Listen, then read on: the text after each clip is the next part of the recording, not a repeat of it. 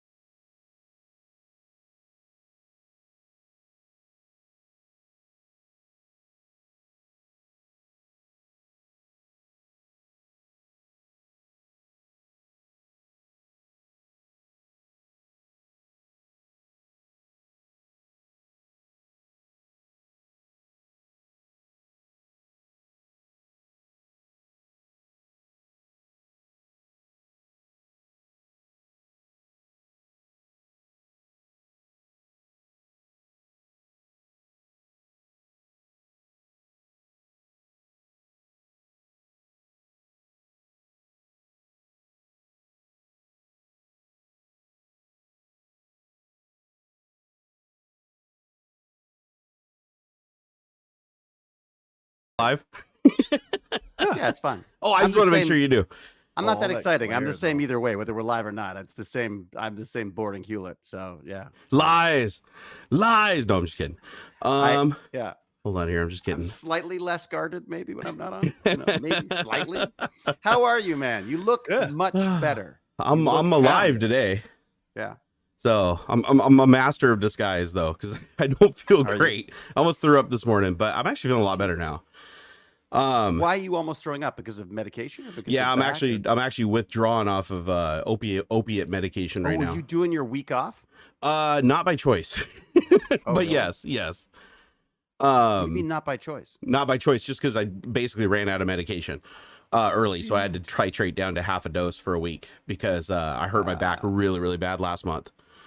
And so the way it works is there's like a maximum amount you can take and then the amount that you normally take. And so I had to hit the max amount for quite a while last month because I hurt my back so bad.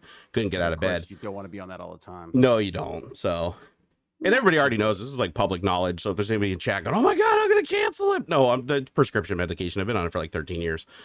What, they thought you were taking opiates like for just for Yeah, fun? well, dude, you'd be surprised. join That a the guy tried to junkie extort stream. me for like $3,000, or he was gonna tell the internet I took Adderall. I'm like, dude, I talk about it all the time. I have ADHD. What? Like, what? Yeah, it's prescribed, you moron. Yeah. All right, well, hey, we might as well. Speaking of which, Yeah, what's that? no, I just Here, let's Speaking just of switch morons, it we're over. about to go live. Is everybody decent? Here, let's just flip over. There we are. There we are. Look at us. All right, I can turn your guys' audio back up now. I just realized I didn't have it at 100%. YouTube. I want to go to the YouTube. All right, let's do a mic check here. Ox, give us a mic check. if all of the mics in the chat will say here, please. Any Michaels in the chat? Yep. Michael Hawks. Hey, David, give us a mic check there, buddy. That is a yo symbolist 1 2 3 4 5. Wow, you guys are all hitting. You guys are all hitting the exact same levels I am. Yeah. Congratulations. We are like in rock bottom? sync. Actually, that's probably gonna get us copyright strike just even saying the name of a band. Really? Dude, it's gotten so bad. No, like no joke. It is really bad now. Like the stuff that I've been copyright claimed for is ridiculous at this point. One of my Well, it's favorites. also what you get sort of pseudo canceled for as well. My son keeps saying like, "Oh, you can't say that word. You can't say this word." And I was like, "What are we like in China? Like, what the I hell is know. happening here?" Right. Well, we buy Like- everything from. We might as well adopt all their culture too. But I When feel like we should Metallica- change it though. Like I feel like I'm looking for another platform because I don't want to be. It's not that I don't want to be censored. I understand a little bit of censorship when it comes to sort of like sensible stuff. Yeah. But you know, there's the no yelling fire in an auditorium and stuff. But Right. at the same time, I just feel like this fear of losing out on monetization is killing like all of these young YouTubers who are freaking out about like, oh my God, don't say. Well, I mean, I guess I'm going to sound like George Carlin if I start listing them off, but I don't want to kill Yeah. your tech bandits. But there's just too many things that you can't even say that I didn't even think of that would be an issue. Yeah, I and do it's think different on every it's platform also- too. I also think it's there's also like the I know I'm sure there's like a word for it, but it's like We're probably not allowed to say it. overabundance of caution, right? Like it's Well, not maybe. that anybody's really, they're just worried to an extreme, right? Like, oh, I've said this all the time, but now oh, you know, it's insensitive or something, and it's like, really though, or are you just like, is your friend group just taking that to an extreme? Well, and it's also, I think we don't own the platforms, right? Like we don't own the platforms that we're making, you Yeah. know, well, that none of There's- us are making a living on. There's no like, it's- reason why there couldn't be, and even YouTube could do it. Is like their YouTube Kids thing is a complete and horrendous failure. But why? I don't know why they went that way instead of going the other direction. Why not a, you know, like adults only or 18 plus kind of a thing? And well, they have that already, in that if you say you're not for, I mean, I work with kids, but I still don't say it's for kids because the stuff the kids talk about are not the stuff parents or advertisers want to be talking about. Right. Yeah. Well, I'm mature over on Twitch. I actually flagged my channel as Same. mature because before I did that, I kept getting people that were filing complaints, and my partner manager would be like, well, yeah, technically, is a non-adult stream. Some of the content that you talk about is edgy enough that it would qualify as like crossing the line. Sure. So would my tech bandits, though. Talking to the Yeah. kids about stuff would be crossing the line. The problem is it's different on every platform. Like for instance, over on Twitch, there's certain words that you can't say that you can say all day long over on YouTube, and it's no problem. Right. But if you even type it in chat on Twitch, you'll get a 24-hour ban. Like What? just for using a word, doesn't even matter the Yeah. context. It's context irrelevant. If you even just Is there type it those rhymes letters and hit enter. with, and it rhymes with. Well, in this case, it'd be like, let's see here, Superman or simple. Right. Oh yeah. Yeah. You can't even say that. You can't Really? say- you can't- Yeah, you because can't like say that. it's again, it's this like extreme reaction to, I don't know. It's a hard topic because there isn't a good, clear like solution. But Well, it's advertising, unfortunately, right? If Yeah, you it want is. advertising, The money then dictates you what have to- happens. that's. period. I mean, like, I don't feel like it's them making any kind of like demands on our belief system. I think it's just that they're like, we don't. God forbid, someone tries to sell someone a kid toy, and I and then also someone think talks about, whatever the Yeah. like the Second World perception War. too. Why I don't know why anybody thinks like Twitch is just super aimed at children. Like I get, yes, there's It a literally good, says this is for mature audiences when you go to my channel. That should unlock me to be able Yeah. to say quite a bit more. Which is and- like and saying, different- children, please come in. I mean, like that's all the kids. The kids don't want to see Right. stuff that's aimed at them. They want to see stuff that's aimed at adults because they want to Yeah. be. They consider themselves adults. yeah. I consider myself an adult. But the funny thing is, I can talk as long as I'm 18 plus on Twitch, I can talk to about anything of well, not anything, but close to anything of like a sexual nature, right? Innuendos, Yeah. things like that.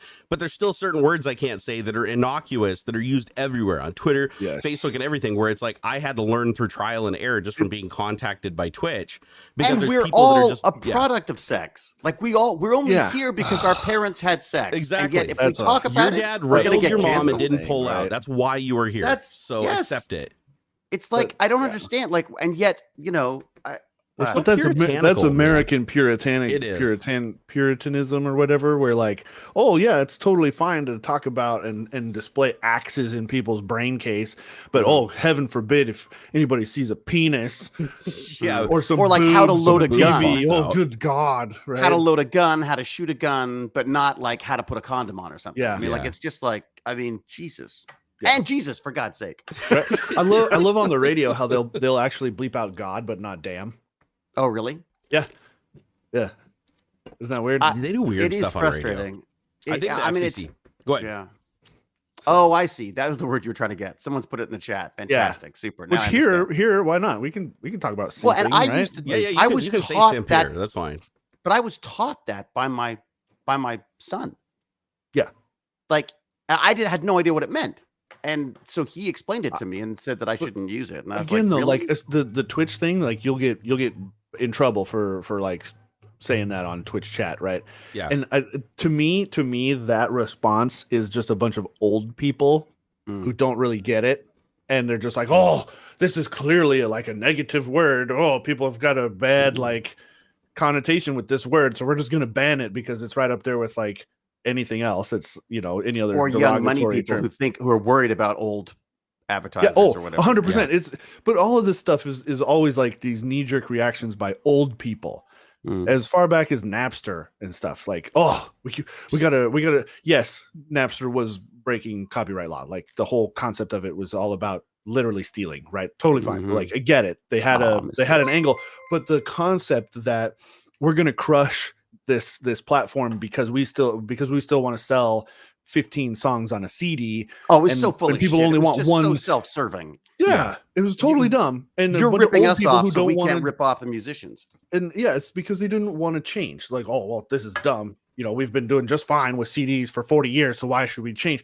It's just, and then Apple comes along and says, you know what? We'll just do it $1 songs, and everybody makes gobs of money. Yeah, And it's the same kind of. Because It's just a it's similar easy. sort of like brain trust or whatever, because it's a bunch of old guys who don't understand or don't care enough or can't keep up with the changes, and so they just make a bunch of rules that keep us like Mhm. stuck in the past. you got to make it easy, and you've got to make it fair, and Yeah. then people will pay Oh, for it. Yeah, isn't the profitable, equitable. though. Yeah, That's what it comes down Yeah. to. Fair But isn't it would profitable. be, wouldn't it?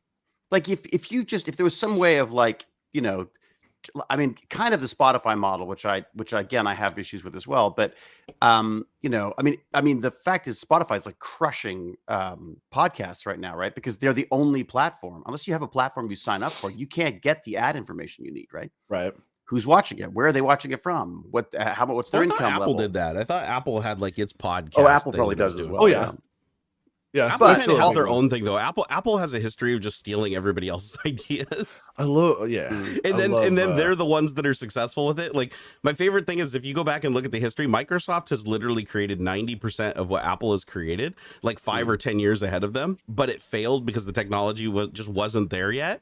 And it wasn't affordable, and they just didn't hit the. And then Apple just sat there, and they were just like, "Start the countdown, 5 years," and then they just do the exact same thing with better, cheaper hardware, and then it They just like catches fire. applianceify it. They like Yeah. they can turn it into something that's like a black box that someone can use. Whereas Windows has always been like, well, yeah, there's some issues, but it's brand new. Yeah, like the iPad. Yeah. The iPad was nothing special. Like Microsoft literally had an XP Zoo. tablet that you could buy from Compaq. It was the Compaq, I think TC1000, and it was basically an iPad. It was a little bit thicker because it's older technology, and it had the weird touchscreen where you had to like push it like you were breaking your finger. But the technology wasn't quite there yet, and it cost like $3,000. Nobody wanted to spend $3,000 for a tablet computer. What do they say? If you're too early, you're too late. Yeah, it's always too early with them. I don't know about too late. Too late, I guess, is kind of a thing. Like if you talk about like Windows Phone, I guess they were a little too late to the draw there.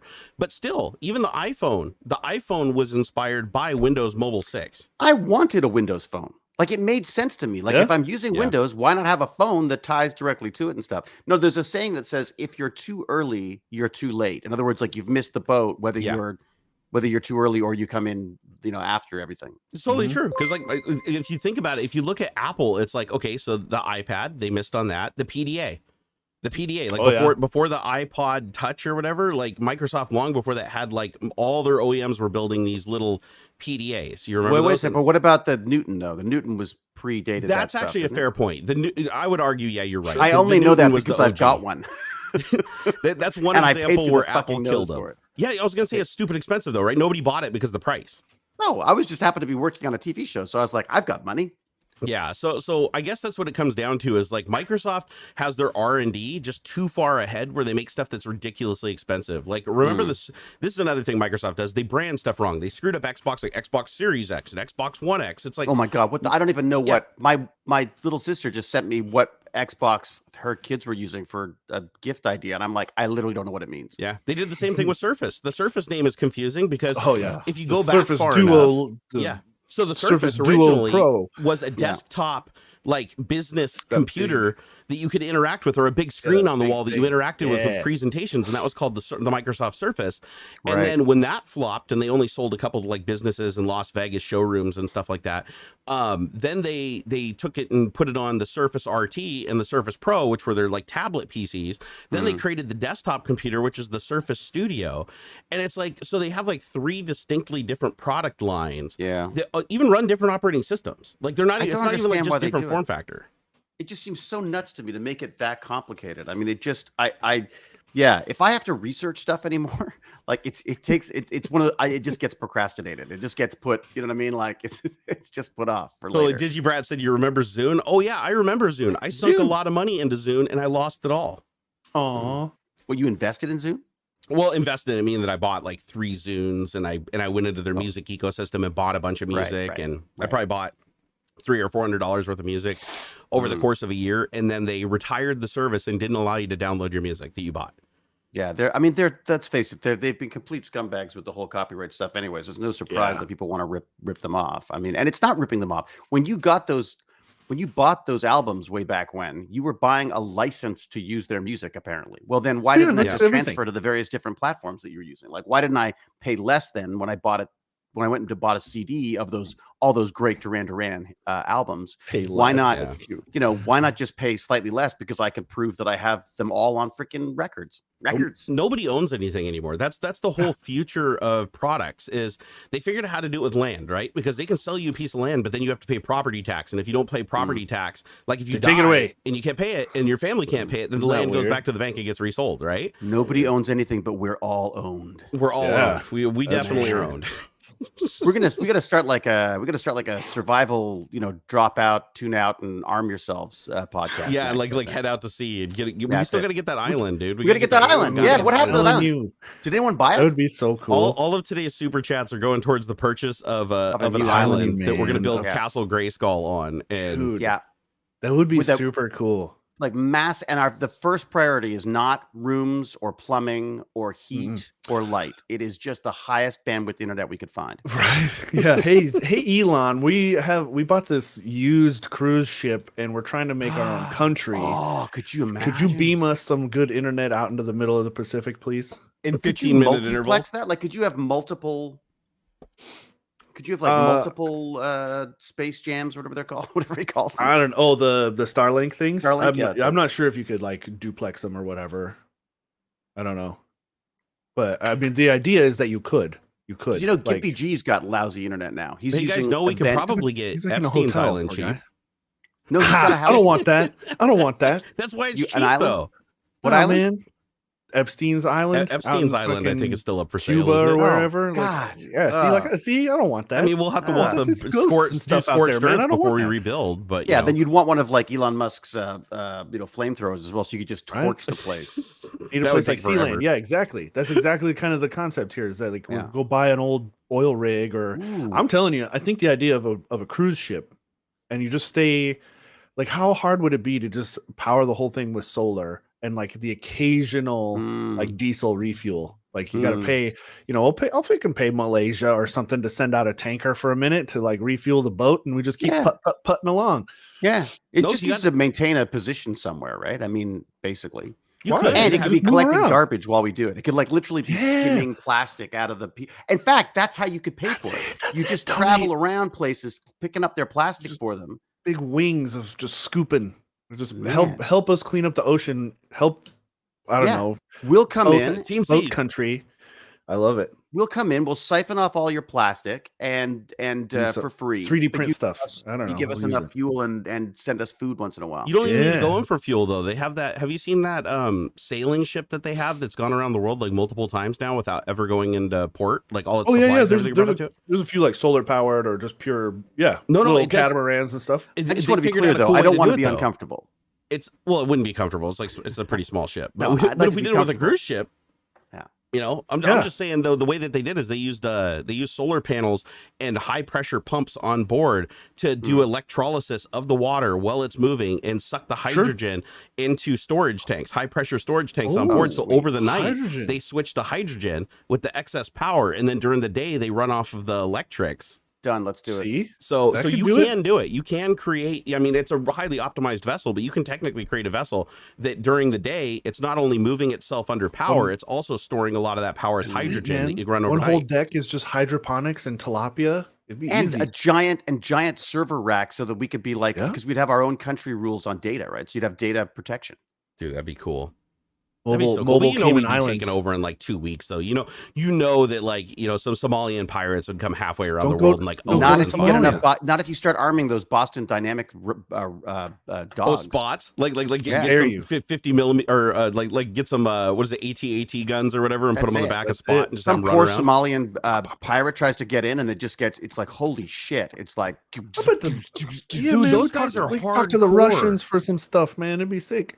Dude, have you watched the videos on YouTube of like the Somali pirates like trying to board like military vessels now and stuff? Oh I yeah. watched They're a crazy great yeah, documentary. they're shooting about at this. them. They're literally shooting at these Somalian Crazy. boats, like these like little like wicker boats with an outboard motor, and they're like shooting 50 cals at them and sinking them. And the guys don't turn away. They don't turn away and leave. Their boat's just getting blown apart, and they're all just like swimming around, still trying to get on the boat. It's like, wow, And man. here's the crazy thing: the cost of protecting those boats, could you not just give them money and they would go away? I don't think like, they would, literally. though. I think You you don't just think give so? them money, and then the next guys would be like, "Hey, I heard these boats are giving away money," and everybody just line up. You just have a line of like 1,000 boats behind you everywhere you went looking for money. That's the whole you can't negotiate with terrorists, right? Because as soon as you do, the next terrorist is like, "Oh man, did you hear those guys paid out? Let's go do it." It's like you can't set the precedent. Yeah, so for maybe don't giving give it them to the money. pirates. Give it to the people who don't pirate. That's Anyone what who you do. doesn't pirate. Yeah, gets there money. you go. There you go. In town, you're like you literally go around. You're like, "Hey man, I saw you pirating, so you're not getting your Did you stipend pirate? this week." No, I'm not a pirate. There you go. Hey, who here has said I am the captain now in the last 90 days? You're not Yeah, going to yeah. check. Well, and hey, here's the other thing for the Epstein Island idea that I just had. You buy Epstein Island and then you invite back all of the old guests and you hunt them. That is genius. The most dangerous game. That's The most it. dangerous game today. Yeah. Here's a penknife. We're gonna have automatic weapons, and So you send them like an encrypted email, and you're like, "Hey guys, this is Epstein. I didn't really die, but you guys knew that already. Hey, come on out to my island, and we're gonna more of these regroup and great plan parties." to take over everything." And then as soon as it pulls in, it's just you love boat them, like you get them off and like put a lay on them and send them to their cabin, and then you go to the other side and all the rich millionaires that paid you to hunt them, you're just like collect all their little monies and give them their ammo, and then just or just the families of people who've been wronged. There you like go. Families of all of the this is a good idea. I think this is a good think tank right here. I think Yeah. we're Yeah. I think we're getting mean, somewhere with how It's to gonna how get to us change very capital banned very punishment. quickly. Yeah. Did you get banned for hunting people on YouTube? I don't know. Hey, international waters, there are no laws, right? Yeah. Ooh. Is it an international law? island? Is it like literally its own thing? Actually, I don't know what jurisdiction Epstein's Island falls into. Squid Game with pedos. Oh my god. Oh my god. No, you do the catch a predator thing, right? You just lure them all there with like, IRC chats.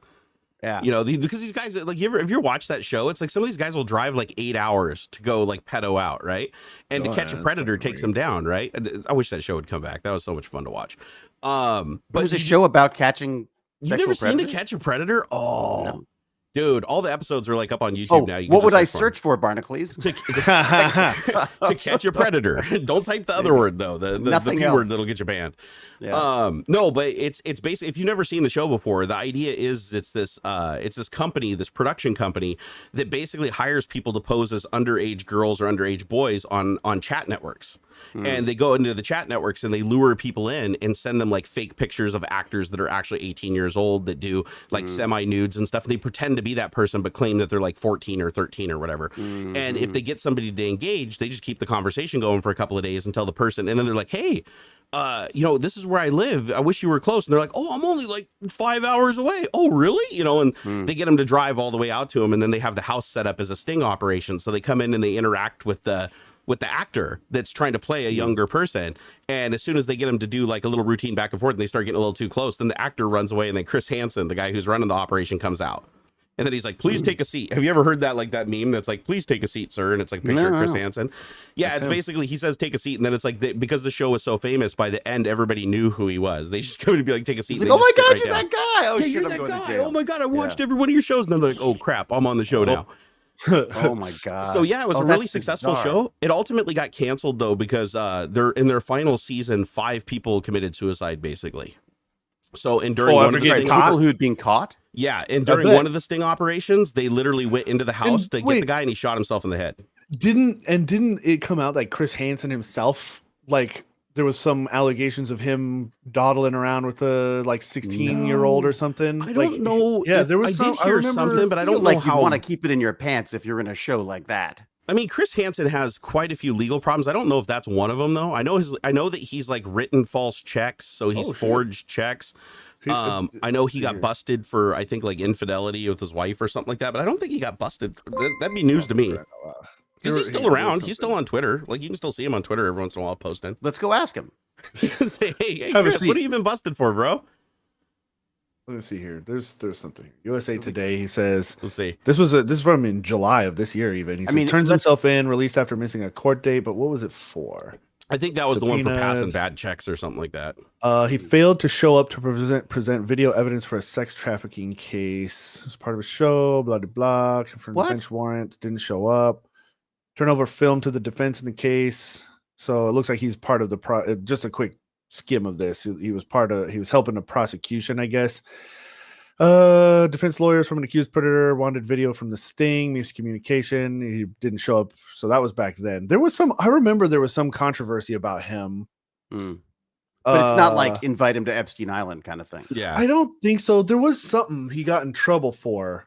I know he's had more than one legal run-in that required him to actually like show up to court and be found guilty. So he was charged with larceny after a check bounced. Yeah, I remember that one. Charged with harassment of a civilian.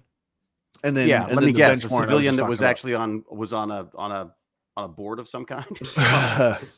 Hey, I'm I thought there was something else, but yeah, I guess it's just these are the ones on Wikipedia. Well, the P word that actually killed himself and shot himself in the head. That guy was actually like a higher up prosecutor in that area, and I think that's what ended the show. Is after that, like the attorney general and everything in that area got involved, and they just snowballed from there. But here's the question though, like. I figure was it the show that killed him?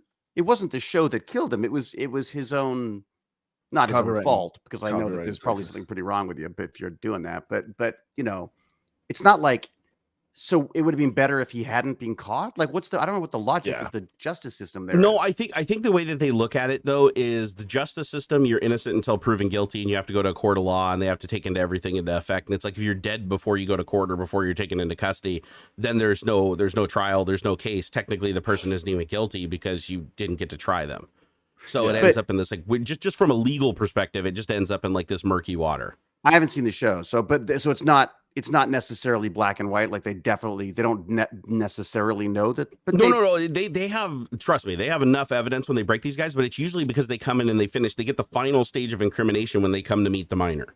Yeah. And then they record that interaction. This guy, they never got to record the interaction because he cut off communication with them. So then they went to his house thinking, oh, we're going to shoot the episode at his house, like busting in and getting this guy. And they went in and he was in the hallway and he shot himself. So I mean, if that doesn't say guilt, I don't know what does. I mean, if the cops are there and you're innocent, you wouldn't pull out a gun and blow your head off, right? So I think. I mean, I suppose unless you can't, unless you feel you've been wrongly. But I don't understand how to. I'm finding it very hard to take his side on this. Yeah. No. I'm all for the problem just solving itself. But I think the reason the show got canceled though is because they felt like, one, it's a TV show, right? So it's not really a true legal proceeding until the police arrest the person. And in this case, the police like entered the residence to try to, search it and arrest the person, but he killed himself before they could arrest him. So technically there was no arrest made. Like there was. You don't want to harass people into suicide and then that's kind of where they're going. I just wonder how many of these kids who've been abused are killing themselves as well, though. I mean, no, exactly. No, I have no fucking sympathy for these guys. Like pour gasoline on them and light them on fire. I mean, and put that on the show too. I'd watch it. But that's the weird thing, though, isn't it? Is that I feel like I definitely have that visceral response to it. Like I have the visceral response to that kind of behavior. But at the same time, I go, there's got to be something really wrong with these people that they want to, like that they want to. Like I don't feel like my issue with hunting them down as criminals is that I go like that. Does that indicate that this is like, it's not like it's a normal feeling that we all fight. It's like, no, you don't. We're not attracted to little kids. I mean, you're not supposed to be attracted to little kids, right? I mean, here's the thing. There is obviously it's a mental issue, right? That's not that's not a natural thing to occur. So what's happening there, I think, is that these people, they come from abused backgrounds or they have mental problems and things like that, which, might give you an air of sympathy. But here's where I draw the line. It's one thing if you have something in your head, right? It's one thing if you think something or you fantasize about something. The second you cross into reality and you start forcing that on other people and you hurt them, at that point, it doesn't matter if you have mental problems. At that point, you have now taken action and hurt other people. So if you can keep it in your head and you can go get help, or you can just keep it in your head and not take it any further than that, then you're not a danger to society. It's when you take it out of your head. And that's what, and as soon as these people do that, it's like no sympathy. Just like if an alcoholic goes and gets in a car and wrecks into another car and kills a family, because they were drunk and they walk away fine because they limp biscuit through the window because they're drunk. I have no sympathy for that person. It's like, no, I don't care what the situation was. I don't care if you were like, you went to the bar and got hammered because you put yourself in a position to drive and then you chose to drive. Yeah. Well, you're drunk. At some point there was a conscious decision made, and I guess that's where the line's drawn. Exactly. And so, as long as they don't cross into that world, it's like you have an opportunity to get help. There's help out there. There's therapy. There's even drugs. If you get to the point where it's literally an uncontrollable thing, you can literally get chemically castrated. There are a million different things that you can do that will completely kill that urge or at least make it manageable and controllable. Not doing any of that stuff and choosing to just go, cause people to kill themselves, to go full evil. It's as soon as you make that decision, you're fair game as far as I'm concerned. Like as soon as you cross that line, it's like, no, I don't care about your rehabilitation at that point. Like you've crossed that line, it's time for you to go. But again, I'm not judge, jury, and executioner for a reason, because there's a lot of things Judge Dredd is that don't happen. I am the law. I am the law. Hey, Ms. Liz, thank you for the $4 super chat, by the way. Cletus, thank you for the $10 super chat. He said, off topic, I bought a box of Nutter Buddies. Or Nutty Buddies for $4.39. That is a horrible segue. That is a terrible segue. Nutty Buddies. He said they're twice as expensive as a year ago. WTF? Yes. Inflation, bro. It's like apparently it's $1,000 a year. We're going to be spending more on groceries now. Oh yeah, easily. Yeah, easily. Not just because I'm eating more. And to be fair, this is the thing. Everybody's like, "Oh my God, this is happening because of Biden." No, this has been building, guys. This is literally it's just a global thing. Yeah, this is a global thing. Like it's not just the United States that's getting hit with 6% or whatever inflation. Like everywhere. Our next day service is being threatened by a pandemic. Yeah, literally the buffer is running out. Like all that downtime where we weren't refining oil and we weren't getting goods from other countries and shipping lanes were shut down and everything. All that has a ripple effect that carries forward and it piles up, especially going into the holidays. because holidays you have way more demand, right? Holidays, between October, November, and December, right? There's a huge increase in buying every year on year. Problem is there's not enough supply, so that's going to drive prices up, and that's always going to happen in that situation. And it's not going to last forever. It's like this stuff happens. I remember back when gas was over $5 a gallon. That's why I went and bought a Chevy Volt back in like 2012 or something like that. I bought a Chevy Volt because we were only getting 16 miles a gallon. Gas was like $5.10 a gallon. And I was like, no way, dude, that's way too expensive. And so people are freaking out because gas is like $4 now, which is up probably like 30 to 60 cents a gallon more than it was. But no, we've hit $5 before. Like we're nowhere near what the peak was. Right? Come on, it's dumb. Yeah, the thing is, it will work out over time. And like if you zoom out just a little bit, like it totally makes sense. We spent nearly 2 years of nobody driving around, like as much as they used to. Like to such an extreme, there were so few cars on the road that like China's pollution cloud cleared up. Yeah. Like Beijing had a clear day. Like there were so few cars driving around globally. Same thing, right? So what happens? The guys who are making the gas go, you know what? Fuck, man, we're going to lower production. There's no point in us pumping out billions of barrels if nobody's buying the stuff. Yeah. And so now everything's opening back up again, and everything is like, whoosh, there's a ton huge of traffic demand on the road again when it was a ghost town before. Oh crap! Now we got to catch up, and so everything it's the same. It's the same thing. That's why we got hundreds of shipping fucking boats out in ports that can't get processed fast enough. Yeah, this is why shipping was terrible 6 months, 10 months ago, because they dry docked a bunch of these barges and stuff to fix them up because nobody's buying anything. And now everybody's coming back to buy stuff. And they're like, oh crap, we got to get these boats back into the water. And it takes like 6 months to get these boats back into the water. Everything is backed up, and it's going to be backed up and terrible for at least another year. And as always, as long as you've got lots of money, then it doesn't matter. It's fine. Yeah. So, but yeah, it's like, this is of course the logical, like step-by-step consequences of everything. Yeah, like the worst thing you can do right now is go buy a car. Canada. Have you seen how much cars are now? The used car market? Same deal. Insane. It's like, insane. You can go sell your used car right now for more than what you paid for it new if it's less than 10 years old. If I had a car, I would totally sell it. Rentals are insane right now. Rentals are insane because the rental companies sold off their inventory because nobody was renting cars. So they sold them off because there's no point in maintaining a bunch of cars that nobody's going to rent. And now everybody's trying to come back and travel and rent cars and stuff, and there's no inventory. I'll tell you though, you know what I've just discovered? Can't make new cars because there's no chips. Yeah.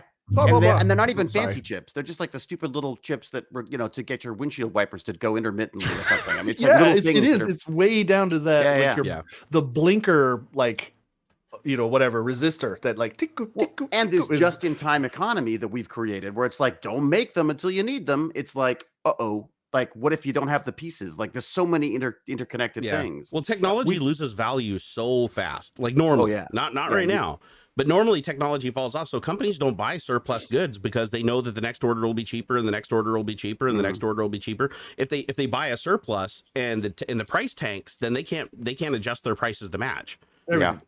So, and they don't do consignment on stuff like that. Like China's not going to build you like a trillion, boards and take them back on consignment or reimburse you for the difference in value. So a lot of these companies don't keep the surplus on hand because they know that it's flowing free and they can get the quantity they want. It's guaranteed, but they just didn't factor in that there was, a global pandemic that was going to wipe them out. Well, and the big companies are hoarding as well, right? So the big companies go like, oh, you know what? They're not going to lose us as a customer. So let's just get a few extra to get us by as well. Yeah, so you got companies like Nvidia now basically just like rebooting old technology. Dude, because they have to release something. It's Christmas. Yeah, they pushed a bunch of 2060 12 gigs. Yep. They like bumped the VRAM, but it's still 2060s.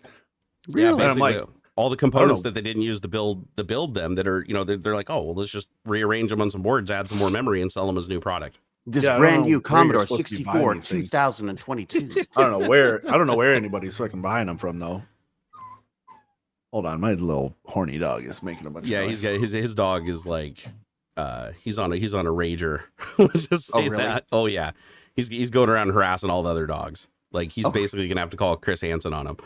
Really, you're gonna do the little what's it called, the dog whisperer? The dog whisperer, yeah. Or what's that guy's name? Yeah, Cesar Milan. Yeah, Cesar Milan that does that. I liked him. I use that all the time, but on my wife. So, you know. How's that couched on your back, dude? Yeah, and which is why I will be single very soon. No. Hey, Richard, thank you for the $5 super chat, man. He said death race, but with white vans and ice cream trucks. He's talking about oh my God, Epstein Island. Epstein my Island. God.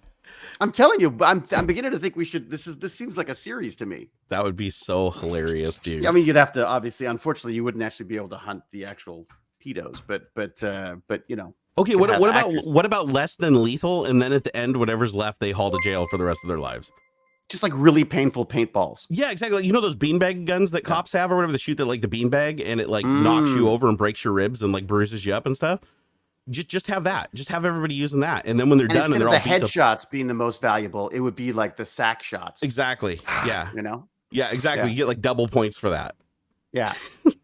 Morbid. Dancing wiener dog.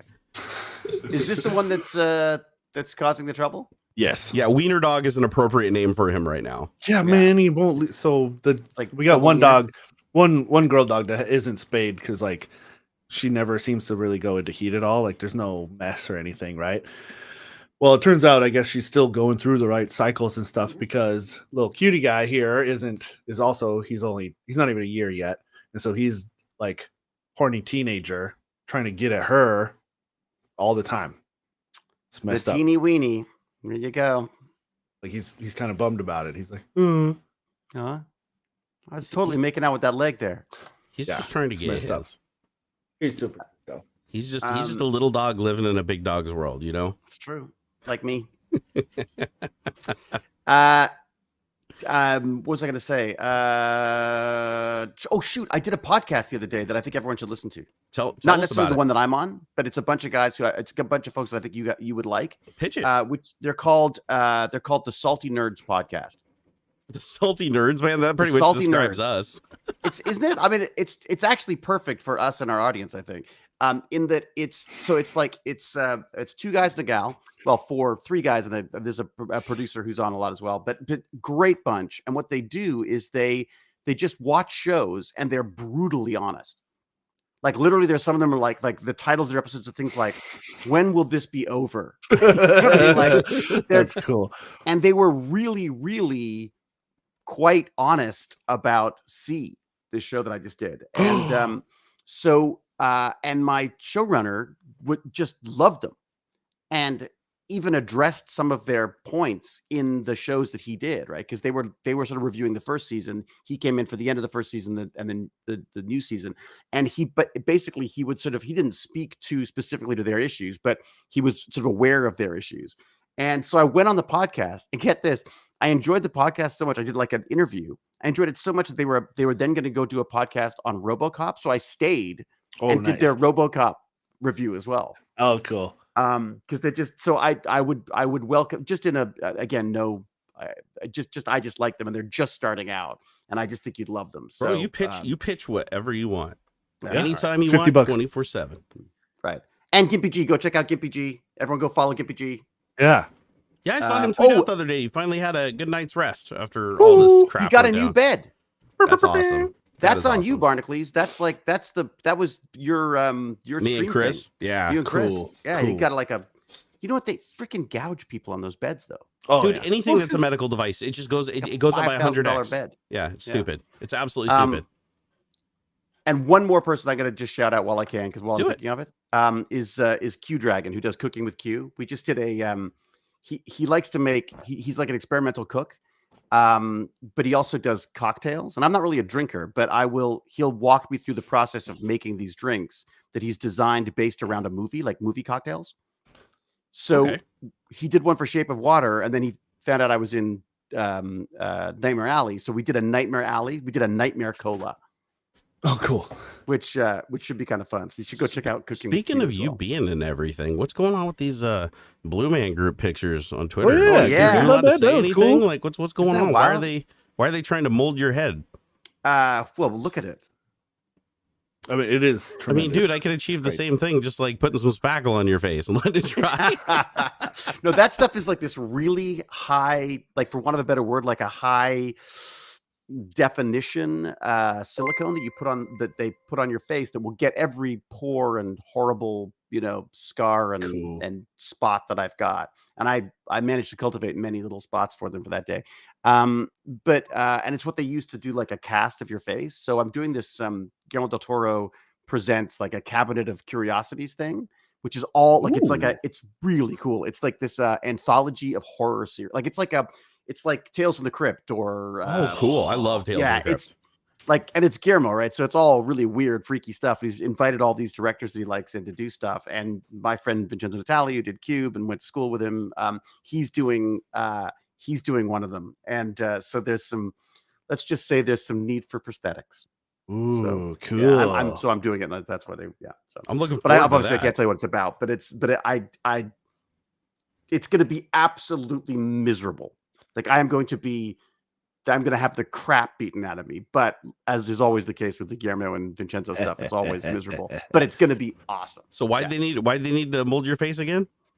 They just put like a little ketchup pack. I mean, it already looks pretty beat up. I mean, just put a little ketchup here, a little probably ketchup for there. like And maybe animatronics just, or something. I mean, who knows? It could be anything. It can't say. could require more than just a little ketchup. I think he's lying to us. I think they had to mold his face because they're like, man, I don't know, he's not pulling well with the audience. He just doesn't got the looks anymore. So we got to CG him. So we got to make a CG mask. Yeah. He said, well, actually, Vincenzo actually said to me, he said, I know you don't hear this a lot, but you need to look worse. How long did you have to sit for that? It wasn't long. It's really fast now because they've got these. I think it's called like Smooth On or something. It's like it's this line of silicones that they use. Okay. So it was like maybe 20 minutes once it's all on. Did you just have like straws in your nose or something? I didn't really look that closely. They don't even need to do that. They used to do that back in my old scanners days. They had to shove straws up your nose, but now, and they used to make it out of plaster, right? So it used to be like a plaster cast. And now they, because of the silicone stuff, they can literally just mold it around your nose holes. Yeah, that's cool. That's really cool. Hey, Steak Burger, thank you for that super chat, man. Oh yeah, thanks AuxxZillary for answering my question. Oh wow, Nori gave us $20, man. Nori's stepping it up here, bro. Right? He said, "Sup, fellas?" He said, "You guys are the OG salty nerds." I know, right? Ox, congrats on your wedding. So that's. Hold on, I think I got a clap thing. Here we go. Yeah, there we go. Yeah. All right. So he also says, Barnacules, you still got the Volt? No, I hated it so much I wrecked it into the side of a hill and totaled it. Really? David said that weirdo Durator? 8 hour? Oh, Derbauer. Derbauer. Oh, that's Derbauer. Okay. Yeah. Who's that? The eight's supposed to be a B. He's we've a seen him German tech car guy. So he got the Stargate glyphs tattooed on his forearm. Oh, dude, I think he did your date of birth. What? I should send him a coin. That's got interesting. the little Stargates around the outside. Hey, true story. My buddy Caleb actually has a tattoo of the old Barnacules Nerdgasm logo on his arm. Oh, I've seen that. That's fun. Yeah. He actually it's the only tattoo I'd consider. He's like, hey, I want to get your logo tattooed on my arm. I'm like, dude, are you drunk or on medication or anything? Like, dude, this is forever. And he's like, no, man, I love it. I love it. And so we went to a tattoo place. And I just paid him, and they tattooed like a big Barnacules Nerdgasm, like this big on his arm. Nice. Turned out really good too. It was actually like the tattoo artist, for as cheap as he was. I was like, he did a great job. I guess he's also the CEO of Thermal Grizzly and Hardware Bot, according to his Instagram. Wait, Derbauer is? I don't even know. I don't know what either of those are. Thermal Grizzly makes some like top-notch thermal paste. Yeah. And then I'm not sure. I recognize Hardware Bot, but I don't know their shtick. I don't know. Overclocking, I guess. Dude, I want some thermal grease. Yeah. Send me some thermal grease. I could use some thermal grease. In fact, you know what? I'm going to go get some coffee grease. I'll be back in 2 seconds. Do it, man. What? Get lubricated. I've already got the coffee. You weren't prepared? Coffee. Gosh, I already had. I drunk the whole pig already. I had my coffee and my Adderall. Now I'm on Diet Coke, so I'm like, I'm tapering. Dear God, that's where you're tapering. You're about to take off. Man, the doc gives me finger wagons. She's like, "How's your blood pressure?" And I'm like, "I don't want to tell you." They got drugs for that, dude. You're gonna stop. I don't want to take more drugs. Fine, it's fine. Dude, it's like Rick and Morty, right? Well, your pills? It's partly too like very, very sedentary, and like I know I need to. Well, like I got this tonal thing on the wall now, and so I need to work out more. Look, you're with your woman. Stop. Sorry. Oh, do we got dog Humphrey going on? They're in the just background? whiny. He's so freaking whiny, and I'm about to put him upstairs in the master bathroom tub, and because he's far away then, and he can whine all he wants, and he can't do any damage to anything. Oh man, Very annoying. This is worse than when Daisy was like a puppy, and I like was forcing myself to wake up every couple hours so that she could go out and not like make a big mess everywhere. It's driving me bonkers. Because there's something like, I don't know, genetically built into my brain, or maybe it's just human brains or something, where like that squeaky, whiny animal thing is just like it drills right into your ear holes, and it sucks. I'm like, this noise. I'm good with a lot of like traditionally annoying sounds, like whatever. You can scrape a blackboard all you want, or like, you know, forks and stuff on plates. I don't care. But this is like one of the most annoying noises I've ever heard in my life, and it drives me bonkers. Like, just shut up. There's actually a scientific reason for it, though. It's got to be something to do with the frequency or something. Yeah, it does. Nuts. It's because the most recognizable frequency to the human brain is a baby crying. Sure, that makes sense. And it triggers like that. It cuts through anything. Like you can hear a baby crying from like outside your house in your front yard if it's your kid. And so we're sensitive to that frequency range. And I bet you the dog whining is probably right in that frequency range as a baby crying. And so it just triggers your brain to just, you can't focus on anything else. And your reaction is, I need to make that stop crying.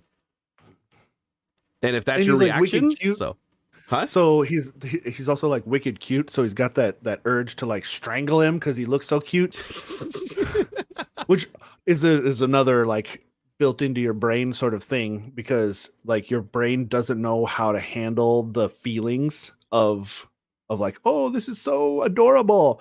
And so it defaults to like, I have to kill it or destroy this thing, because I don't know. That's like the most basic response to a stimulus is like violence, I guess. I can't say that I ever wanted to strangle my son to death when he cried, but yes, I was pretty tired and annoyed. No, I do think it generally applies to like animals. Yeah, animals. like when you think like, oh man, this teddy bear is just so cute, and you're like, oh, there's like a built-in urge, because your brain doesn't know how to process the emotion. It's like it's just a foreign feeling or combination of chemicals or whatever. So your brain just defaults to like, I have to destroy this thing. Really? So weird. Yeah. When you encounter something that's like really, really cute or adorable, or like, oh, your brain for some reason defaults to violence. I think something changes when you become a parent. Friend who wanted to crush kids' heads. Well, no, yeah, your own children, of course. There's like the the survival thing, like the built-in almost delusion of like, oh, my kid is the best, right? That's like a survival thing, so you don't drown them at birth. Yeah, I know that they've done studies to figure out like the proportions of the face. So like bigger eyes and bigger facial features spread out like children generally have, or toddlers. Oh, and babies. Yeah. It's supposed to trigger a need to protect them. Yeah. Like that's why I think we should get rid of movie stars and just go with like metahumans. Like design something that's perfectly irresistible or perfectly heroic. Have you seen the Matrix thing that they did with Nvidia?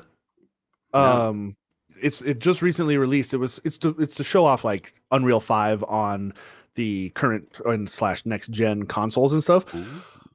I swear, in the first like minute or two of that clip or that video that they put out, I did not realize that Keanu Reeves was fake. Really? It's and like at first I'm like, I mean, he's always been, or something's he is off. No. It just in this particular video. Right. Let me see if I can bring it up real quick here. Matrix, Unreal Engine 5. Because I think it's partly to push like a new game or something. They call it The Matrix Awakens, an Unreal Engine 5 experience teaser. And marketing ploy. Well, Nvidia has a history of doing that. Remember what they did with Jensen from Nvidia? Yeah. They like fully digitally did a Jensen, and he just read the script, and it wasn't even him, and it looked like he was in a kitchen doing stuff, and it's like half of it was a digital 3D model, and you had no idea. Like skip to like right about the 1:05 mark, and yeah, or 5 like 1:12. 1:12 is a good shot.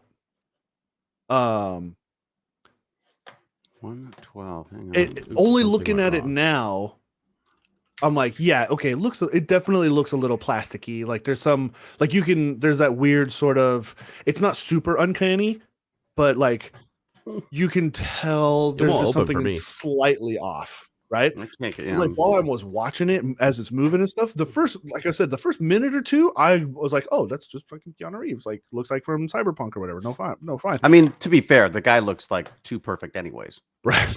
It wasn't until He says jealously. right around the 2-minute mark where he's like looking at the mirror and stuff. I'm like, oh, wait a second, that ain't right. And then it all clicked, and now it's like the whole rest of the video is like, I can see it now. But initially, I think because my mind wasn't really in the space of like looking for fakeness, it caught me. I was like, oh, that's fucking Keanu Reeves. Yeah, right on, man. I gotta check this out. I love all the Keanu Reeves jokes. I've been watching a lot of the videos where they like, they're being like super exaggerating about his niceness, because everybody knows Keanu. Like Keanu's like the only celebrity in the world where nobody's ever had a bad encounter with him. Sweetest guy. Like, he just seems like the most upstanding, 100%. great, wonderfully odd guy. Like and even when nobody's watching, like there's so many videos out there of people just on cell phones, just like recording him just doing nice things and opening doors for people and just chatting people up in lines at stores and stuff. Like he's just a genuinely nice guy. So somebody, I can't remember which production company it is, but they did one where it was like a convenience store is being robbed. Have you seen that one? And Keanu comes in. Oh yeah, that's Corridor. Yeah, that's Corridor did that. Yeah. That was the best thing ever. Where he's like, he's like, no, put the gun on me. Put the gun on me. No, aim the gun at me. He's like, dude, I got a brand new car outside. It's yours, man. I'll just give it to you. You're not even stealing. I'll just give it to you. And he's just being like super, super nice to the guy. And then at the end, the guy like tries to shoot everybody, and he like karate chops him and like disarms him. So basically, he could have taken him out the whole time, but he still preferred to take the route of just giving the robber everything and being nice to him and letting him go. That's good. That was hilarious. I absolutely love that video. I love Corridor, man. Corridor. Oh my god, they blow me away. They are like, I love it. The stuff they do. This is where I say, like, the film industry. There's a disconnect between what the film industry is doing and what is happening in the real world, and they are miles ahead. They had a whole review of that new Ronin DJI camera. Yep. And it's like, we have focus pullers. We have people who pull focus on our cameras when we're shooting. They literally go like this, trying to get it in focus. And it's like, I was always like, why aren't we using like LiDAR or something? Well, now they are. Yeah. Yep. Oh, that new Ronin is crazy, right? man. So. See, the thing is, I have a lot of DJI products, and I like them, but man, are they just like as proprietary gets. They're basically the Apple of drones. Right? It's a little red plasticky. A little plasticky, I find. The funny thing, no, but here's the thing. Like, as far as build quality, here's the thing with DJI is they make two. It seems like it's two completely different companies. Like, let me give you an example. I've had all their drones, so I've had everything up to an Inspire 1. I've had the consumer stuff and the prosumer stuff. The prosumer stuff is all carbon fiber, aluminum, like just. So I've only had the cheap. The consumer stuff is all just cheap and plasticky, like a Phantom versus Inspire 1. If you put them side by side, the Phantom's like all plastic. The Inspire 1's all carbon fiber rods and heavier plastic fairings that are injected with fiberglass. So it's like that fiberglass plastic that doesn't crack easy. Way bigger batteries, and higher quality battery packs on them with like more safety mechanisms and stuff. But it costs a premium, right? You're paying a huge premium for it. Same thing with like the Ronins. It's like I have the handheld gimbal, the little DJI handheld phone gimbal. Or you can also put an X5 camera on it from like an Inspire 1, and it works really well, but you can tell it's cheap. It's like, it's plasticky. The whole thing is super plasticky. But then if you go up to like the prosumer version of the Ronin, it's all like aluminum and heavy duty servos and heavy duty battery packs and stuff. So it's like two companies in one. There's like, they don't even, the products when you put them side by side don't even really resemble each other. It's wild.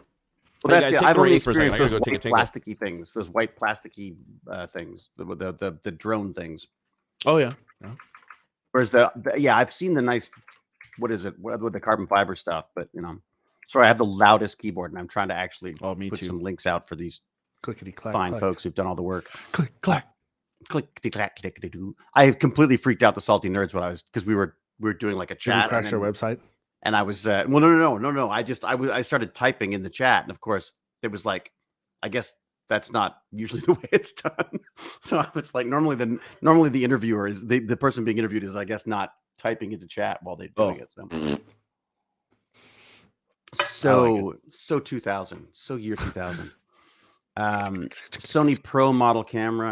I mean, I love the technology. I love the hardware, but I would not invest in it because it changes so fast.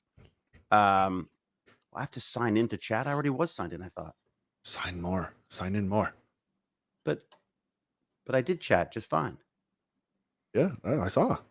Yeah, so why is it asking me to sign in again? I don't know. Isn't that weird? Yeah. Should I? Huh. Maybe it lets me do one before I sign in or something. Isn't that kind of an odd? I feel like I'm being hacked right now as we speak live.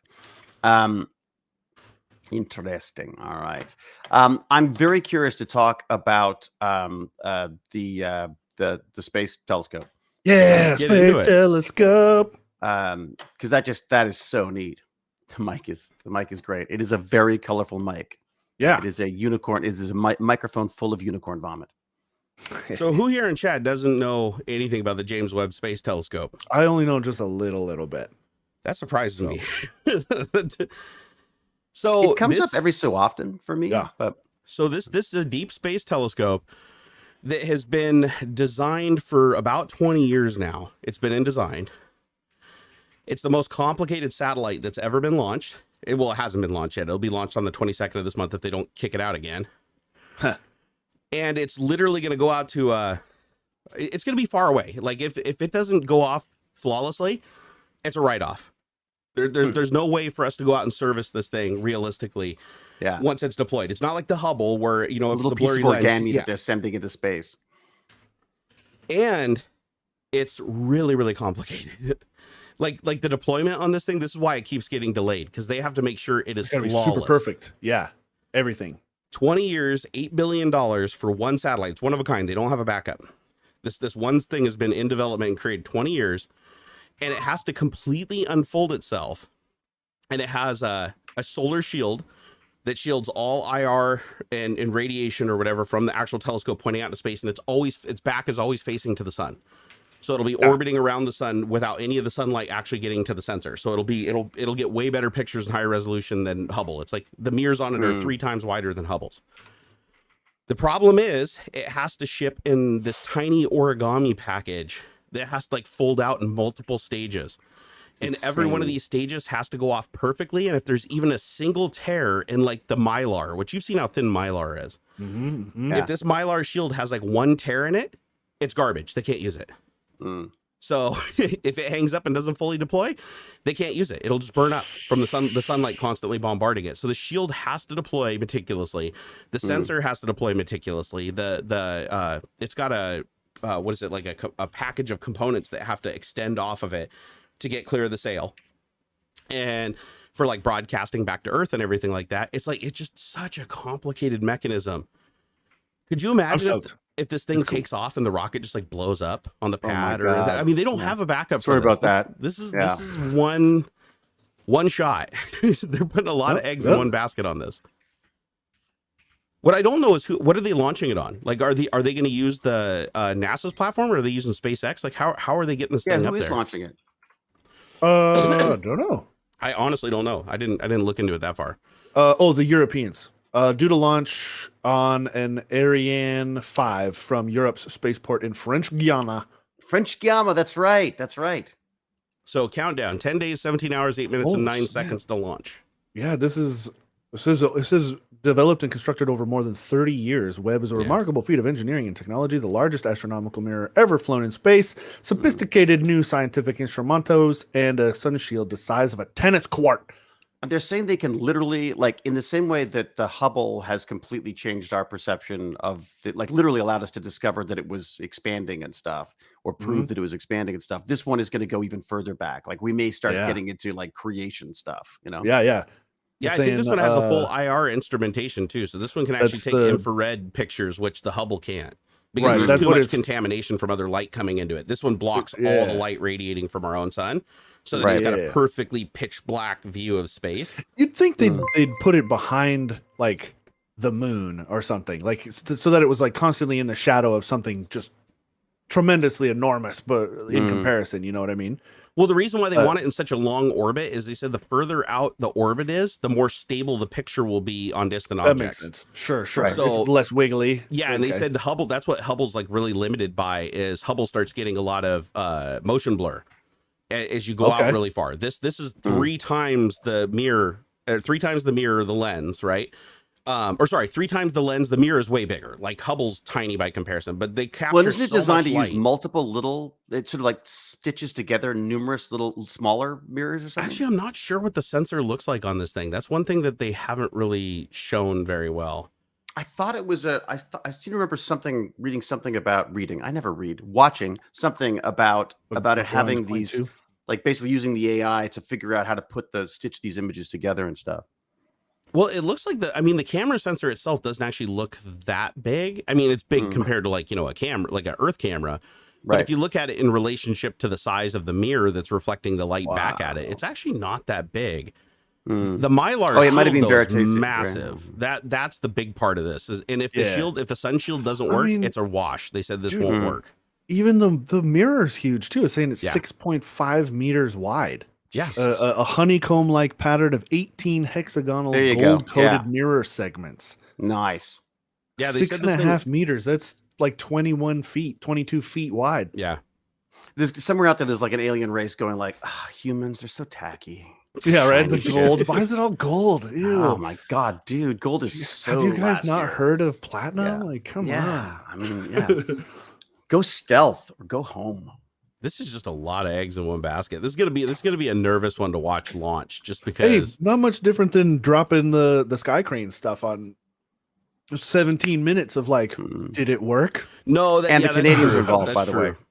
Canadians involved too. Just want to throw that in there. We're always the last. Okay, good job, guys. Yeah, you probably and the Canadians too. Sign some paperwork or something. Yeah, good job. Yeah, you helped get the rocket over to Europe. Thanks. We kept everyone's the Canadian Space Agency. What is Canada doing in space? Nothing.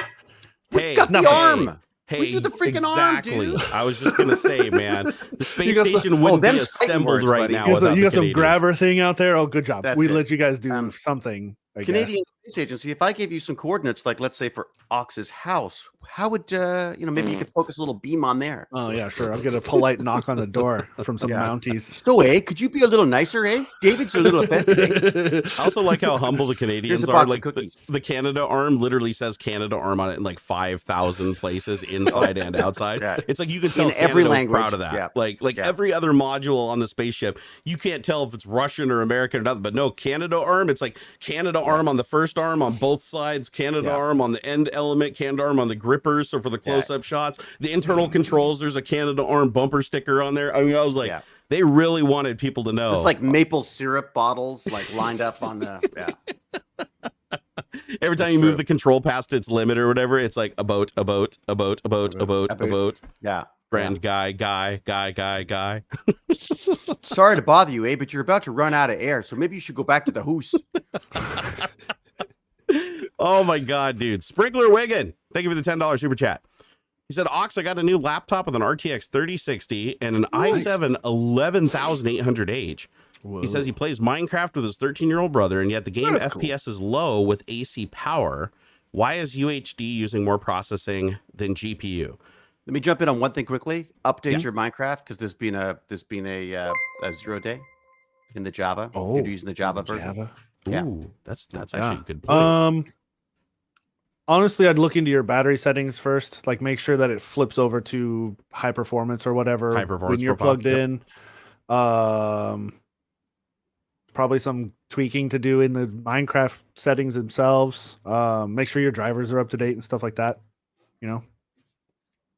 Yeah, I would say I can ask the Tech Bandits on that. I know Java is really not that efficient. There's some people that say that on certain platforms Java even runs better, but I've yet to see it. So I'd make sure you're running the Windows native version. I'd highly recommend moving to the not Java version. Like, dude, Java's so bloated. I'm sorry, but it's just enormous. It's freaking bloated as heck. I know, but it was all well and good when it was one dude working on it, but C# is just so much better. Oh, he did say, sorry, I saw that in the message. He said Windows graphics is set to high performance.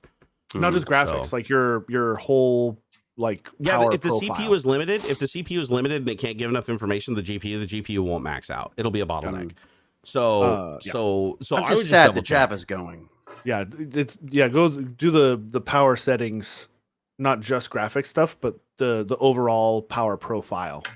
Honestly, you should go through there and set all that stuff off. Like never turn the screen off, never turn your hard drives off. And then change your lid settings. Like when you close the lid, you can have it automatically go to sleep.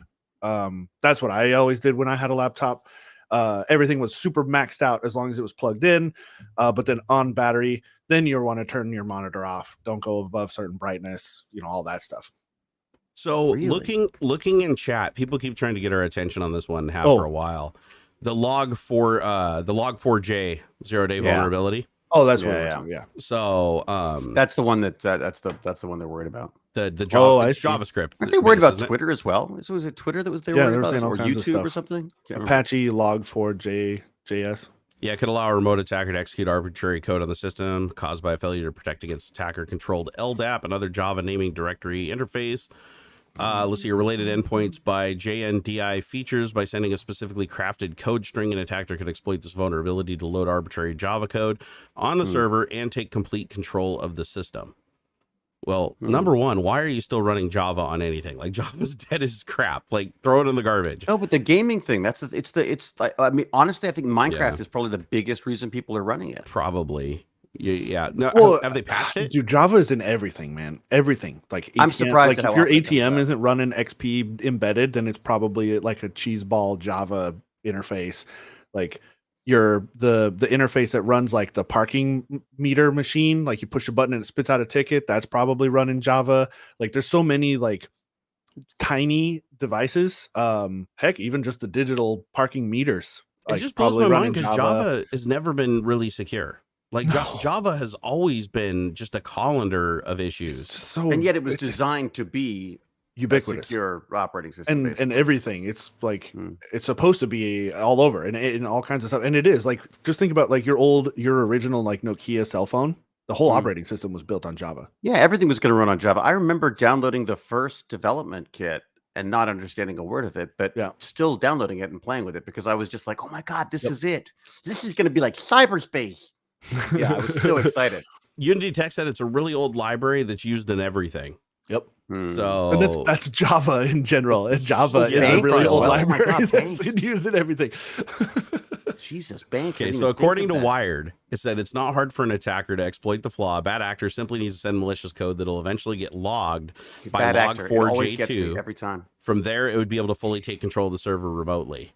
So this is an old component that's been around forever that hasn't been well maintained, obviously. And it looks like it's just for like seriously, the thing that logs problems is creating the problems.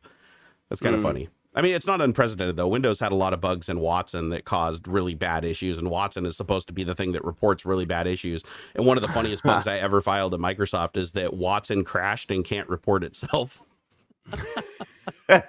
That was a real bug, because what happens when a process crashes, Watson attaches a debugger to it and gets something called a dump file, which is just the preserved state, or a mini dump. It's the preserved state of the current stack frame of each one of the traces. And like one of those, do you want to send this in type basically, thing? That pops up, do you want to send this to Microsoft, right? But the problem is Watson was crashing. And when Watson crashed, it's not there to attach the debugger to itself. So then you get another error dialog that would pop up after that said failed to attach the Windows runtime debugger to process watson.exe or whatever the hell it was called. And I remember filing that bug because it's like, okay, out in the wild, you rely on Watson to report the errors so you guys can fix the bugs. But if Watson crashes itself, it can't report the error, which means you'd never know about it unless we found it here. Yep. Right. Because if it was in the wild, Watson would just be crashing and it'd never be able to report itself. So just goes to show, man, blind leading the blind. But anyways, they did fix it. Let's see. What does it say? In this Mashables article, it says, let's take the popular Microsoft-owned video game Minecraft. Oh, so they went right for Minecraft, just like you guys said. For example, the game has already been hit by attacker exploits in Log4 Shell. As cybersecurity expert Mike Hutchins explained, all bad actors had to do was paste a short message into the chat box in the game, and they were able to compromise Minecraft servers. Wow. So I guess, yeah, again, this is nothing new, right? Minecraft. This is why my son is on a separate network. Yeah. It's probably because air gap everything. Well, they've basically started targeting kids' games because it's a great way into, I bet. Yeah, it's like the Look, Windows Elon XP Musk's got a UBE. kid too, right? Eventually, he's going to be gaming, and then, or it's going to be gaming, or whatever the number stands for. And then, that's a great way into the Elon Musk network, right? Yeah. Yeah, it sounds like the thing is, like, Unity Tech said it's logging. It's the logging part of Apache, which is why it's everywhere. And that's a fair point. Lots of people use Apache. Apache runs the web, right? But the other thing that I would like to note here is a lot of these articles, they're very hyperbolic, right? They're like, oh, this vulnerability. Well, it's a vulnerability in the logging, and you have to get it to log a specific message, which means you need to find an endpoint on that website that's going to log whatever you give it verbatim. And that's not always going to be the case. There's people in there that do string washing. There's people in there that only log messages that they create themselves and don't include any data that the user generates, because that's bad coding practice. Anytime you log something that's verbatim of what the user entered, that's not a good practice. You want to take out anything that can be interpreted. Right. So there's that, which I'm sure a lot of people aren't doing though, because that's just lazy. Especially if it's on the server side, you're like, oh well, they're never going to get access to it anyways. But no, I mean, most hacks are sneaking stuff in on, like, I remember all the attacks that used to happen on ISS with, what were they called? Query string variables. Oh, yeah. You could literally just go to like a website and literally just do, put a question mark at the end and then put a common SQL table name equals drop table and then the name, and you'd run it and connect to the site, and they wouldn't do any string filtration. So they'd run the query, they'd put that string into the query, and it would basically and it into the SQL query, which would then give the command to delete its own database.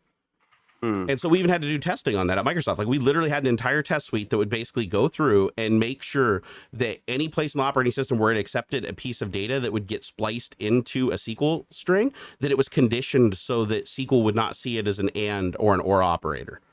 So, and you have to do that. It's conditioning, right? Anytime you get input from the user, you have to assume that the user is going to be malicious. So you want to condition it and say, anything that I'm taking this string and putting it somewhere else, I need to make sure it doesn't contain these characters or contain these sequences of characters that could make it think something else. Yeah, SQL injection. Exactly. That's what it's called. So, and that used to be a really, really big thing. And it still happens every once in a while, because if you're a lazy developer, tables. Yeah, if you're a lazy developer and you just have a list of SQL tables in a database, and you're like, okay, the user, when they click on this table, it sends a query string variable that says the table name, and then we load that table name and put it on the screen. All you have to do is go up there and replace the table name with the table name space and drop table this name table name, and it'll run the query and then run a secondary query that they didn't mean to do, because when you spliced it into the string, it basically just, because it's still well formed. It's a very easy there's going to be exploit. even more of that stuff now too, because these people are going to be like stressed out trying to get their entire, their entire operations online and stuff, right? So there's going to be all sorts of like quick, easy hacks just to get everyone online that they're going to end up paying for in security later, I'm sure. Yeah, the thing that sucks about this being in a logging component, though, is that a lot of logging stuff that you include into your projects is automatic. It's going to just grab stack traces and grab stuff and put it in the log file, right? A lot of these logging libraries are designed to do a lot of the debugging for you. And in those cases, if people can find, common injection locations where they can get it to basically crash in a certain way, or to log an event in a certain way that contains their text, they could do a SQL injection through that, or not just a SQL injection, but a code execution injection is what it looks like here, where they could get them to just execute anything on the server. And one of those executed commands could be to add a new super user or change the password, open up an external port, and let somebody come in. And you could do that as a single command, especially running Apache on Linux. It's like Linux, really? It's very trivial with a single command from the, I mean, as long as you can get it to run as super user, which again, Apache is running at escalated privilege. Otherwise this wouldn't be considered that big of a deal. So it'll probably be bad. The thing that sucks though is stuff like this is really, really difficult to fix, because a lot of people, if this is a component that hasn't been changed in a very, very long time, chances are people aren't patching their stuff and installing it. And to get the word out so that everybody knows, as well as I do, it's impossible to get the word out to everybody. I mean, listen, I tweeted this stream out to 400,000 people, and there's 310 people here. Boo. So because it just doesn't reach everybody. That's the problem with social media and the internet. People only have so much room in their feed. So, and everybody's feed is overwhelmed. So the algorithm picks what goes there, and it's not going to pick, you talking about an exploit, or you pimping a live stream over, Mr. Beast or something like that. That's, bringing in a lot more ad revenue. So the system isn't really designed to spread alerts like this unless a human intervenes and says, no, give this a higher priority because of its importance. And even then it's going to take ages. I remember one of the biggest problems at Microsoft was you'd release a Windows update, and it would take up to 2 years before 80% would have it. Like that's if it's a 0-day exploit, 2 years, like that's not even realistic. And it's because a lot of people deferred updates. That's why Microsoft got really hardcore about forcing updates on the system and making it really difficult to disable them and continuously re-enable them, is because if you disable updates and there's a 0-day thing, there's somebody hunting for you. Like you don't know it, but there's somebody out there that's port scanning, trying to find a way in to exploit that. Yeah, all the time. Or not even people. There's just bots out there doing it, right? Constantly. Constantly. As a matter of fact, the OOBE, the port 139 bug in XP that would cause it just to reboot, like your computer would just reboot. All you had to do was connect the port, send a malformed string, and it would reboot the computer. If you install XP from RTM Media, meaning you didn't get the ISO with the patched version and you have a network cable plugged in, you will not make it through that install before the computer's rebooted. There's that many bots that are still, after all these years, that's like what, 15 years ago, 20 years ago? And you still have bots that are literally just cycling every IP address on the internet, sending a port 139 out of bound, hoping that they can knock over computers just for fun. So, well, which again, and that's because I mean because that's that's what the little script kiddies want to do, right? Yeah, I mean it's all bragging rights. That's what it comes down to: attention and bragging rights. Look what I did. Yeah. Hey, Eric G, thank you for the $10 super chat. Said, hey, I hope you guys are doing good. A little late today, but I feel like I get to catch the second half. Well, we're glad that you're able to make it, sir. The second half's always much better. Yeah, always. Yeah, we're just chewing the fat for this part. Yeah, we're just waiting for everybody to show up. The beginning is just introduction. Yeah. Yeah, YouTube doesn't promote Tech Talk anymore, probably because we're 3 hours, and that's not considered an acceptable length that somebody would watch. So we've been backburnered. I do feel like it's time for a change. Like I feel like I want to jump ship onto something new. Like I at the same time I realize like I know there's an audience there. I know, and especially with YouTube, I notice there's more people to talk to on YouTube than there is on Twitch for me. Like Twitch has terrible discovery. That's the killer. The terrible discoverability, and they don't they try, I guess, but it's not really. I don't know. It's like they don't know how. I don't know. It's freaking weird. The problem is there's too many people coming online, becoming new streamers and content creators every day. It's like the algorithm has to get to the point where it just starts making executive decisions of who gets seen and who doesn't. Like that's just what it comes down to, because there's just not enough people watching and too many people streaming. Yeah. So it's really hard to build an audience when it's like the odds of somebody like organically running across you is 1 in 10,000, you know? So now like me, it's like on Twitch, I've had the same audience size for 2 years. I haven't grown, I haven't shrunk. So it's like I just have a reliable audience that always shows up. But people that are just starting on Twitch, they struggle really hard to get an audience. They tend to have an easier time on YouTube getting an audience, but it's nowhere near as fast as it used to be. Like it's a tiny fraction of what it used to be. Yeah. Again, I think it's also changed though, in that I feel like when it first started, it was all about just numbers. How many people could you get? Whereas now I feel like people begin to realize, well, wait a second, you could have 60 freaking followers. If they're all guaranteed sales, in that they can recommend something and people will go to them or check them out or buy them or whatever, then that's much more valuable than having, 1 million freaking followers on Twitter where you send out something and you get like 0.00000, of uninterested people. You know what I mean? 100%. Well, I mean, YouTube, if you just do live streaming is no better. If you also make videos, though, it's better. But if you don't make videos, they blacklist you so hard. Like people message me every time and go, oh, I didn't know you did Tech Talk today. I get hundreds more people than are actually on the show will tweet me, email me, DM me on Patreon and said, oh, man, I missed the live show, man. I didn't know you guys were streaming today.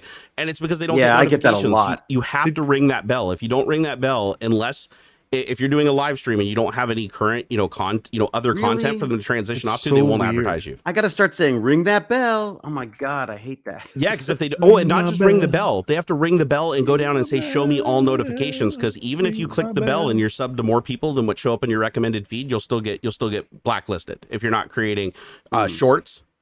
Like that's another thing that you notice your favorite creators are creating these like little 30-second 1-minute shorts like they're doing TikTok on YouTube. It's because YouTube is massively boosting SEO of channels with a high number of shorts. So like what would be beneficial to me right now if I really wanted to just play the game, which I don't, is just go back to all my old videos and just cut out like the funniest 1-minute part of every one of my videos or 30-second part and just republish it as a short. And every one of those shorts would get hundreds of thousands. Some of them would get millions of views and my channel ranking would go up. My old videos would start showing up in people's feeds again. but I hate playing the game, but you have to. You have to at some point. They force Or you have to. a different revenue source, but it just allows Yeah. this to be, just basically marketing. Yeah, I we mean, had a huge talk about this on my Twitch stream the other day. Like I went through and I was Damn like, it. I was like, you have to, I was basically showing the parallels between somebody who, I'm like the guy on Twitch that's like the magician that shows everybody how the trick works, right? So I talk a lot on Twitch about how sponsorships work and specific sponsorships. That's still and good everything. content. A lot of there's still like especially like you said, there's so many people starting up, and like that's a good way. That's like good content to spread around. Like little blips like that is good stuff. Yeah. I just wish they didn't push the shorts so hard. Like you can tell YouTube, it's not just something they're testing the waters on. It's like they want to take over TikTok. Yeah, Like that is their goal. Yeah. I mean, that's why Instagram did Reels and stuff, and and it's the same thing. Any new feature that they come out with, they are going to weight that content more heavily because they want people to use their new thing. Yeah, I mean, totally. and also, I mean, like, and TikTok's getting such great. Oh, sorry. Oh no, it's just it kind of depends on what your goal is, right? Like if you're trying to grow, if you're trying to make this your thing, then you have to jump to the newest features and stuff. Like pick 3 channels, right? 3 platforms: Twitter, Instagram, and TikTok, or whatever you're most comfortable with, and then just learn it. Like put shit out. Like it doesn't matter. It doesn't. Who cares if it's you? You're always going to be your worst critic. You're going to think it's cheesy or cringy or bad or whatever. But that you're saying it in the sales terms, you're saying no for your customer, right? Your customer, your audience, whatever. Just put that shit out there. You don't know what's going to be funny, what your audience is going to like until that actually you get the feedback of actually putting it out there. Right. So do it.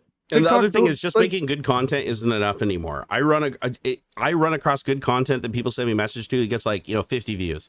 That's amazing production value. It's absolutely amazing. It's just, they cannot get through that glass ceiling because they're not playing the games. They're not doing the clickbait. They're not. But the thing is like, that's how it works for everything, right?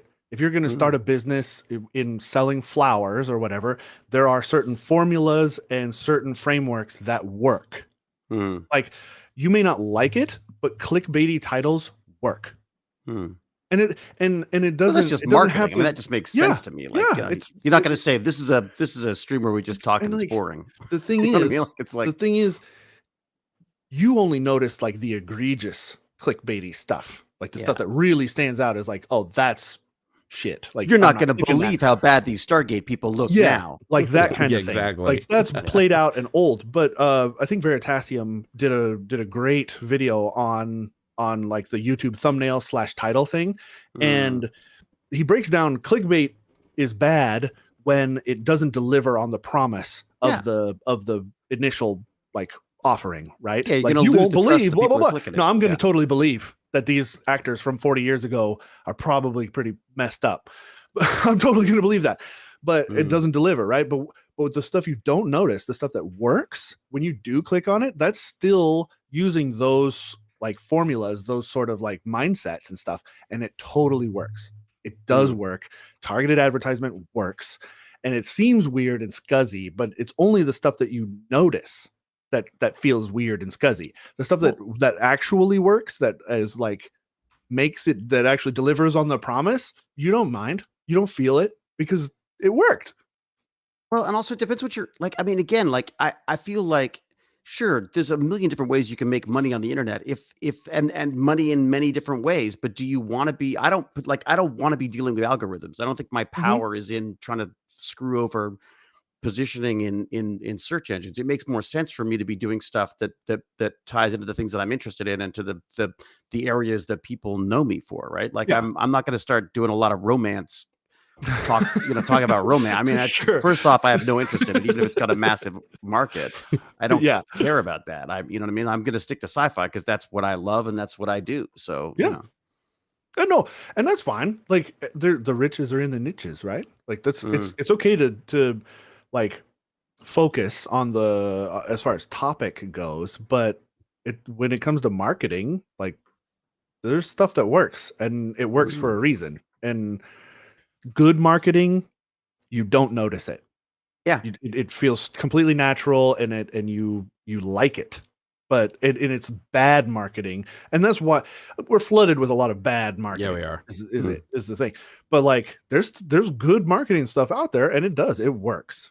I remember the head of sci-fi when they became sci-fi for some unknown reason. I guess because they could then copyright it or something. Right. But anyways, he came off stage after just telling a room full of 5,000 Stargate fans that they had to watch it live. Don't use your recorder, he says to a room full of 5,000 nerds. So I'm like shaking my head, going like, what the hell? Like, I was like, seriously, they can't watch it later?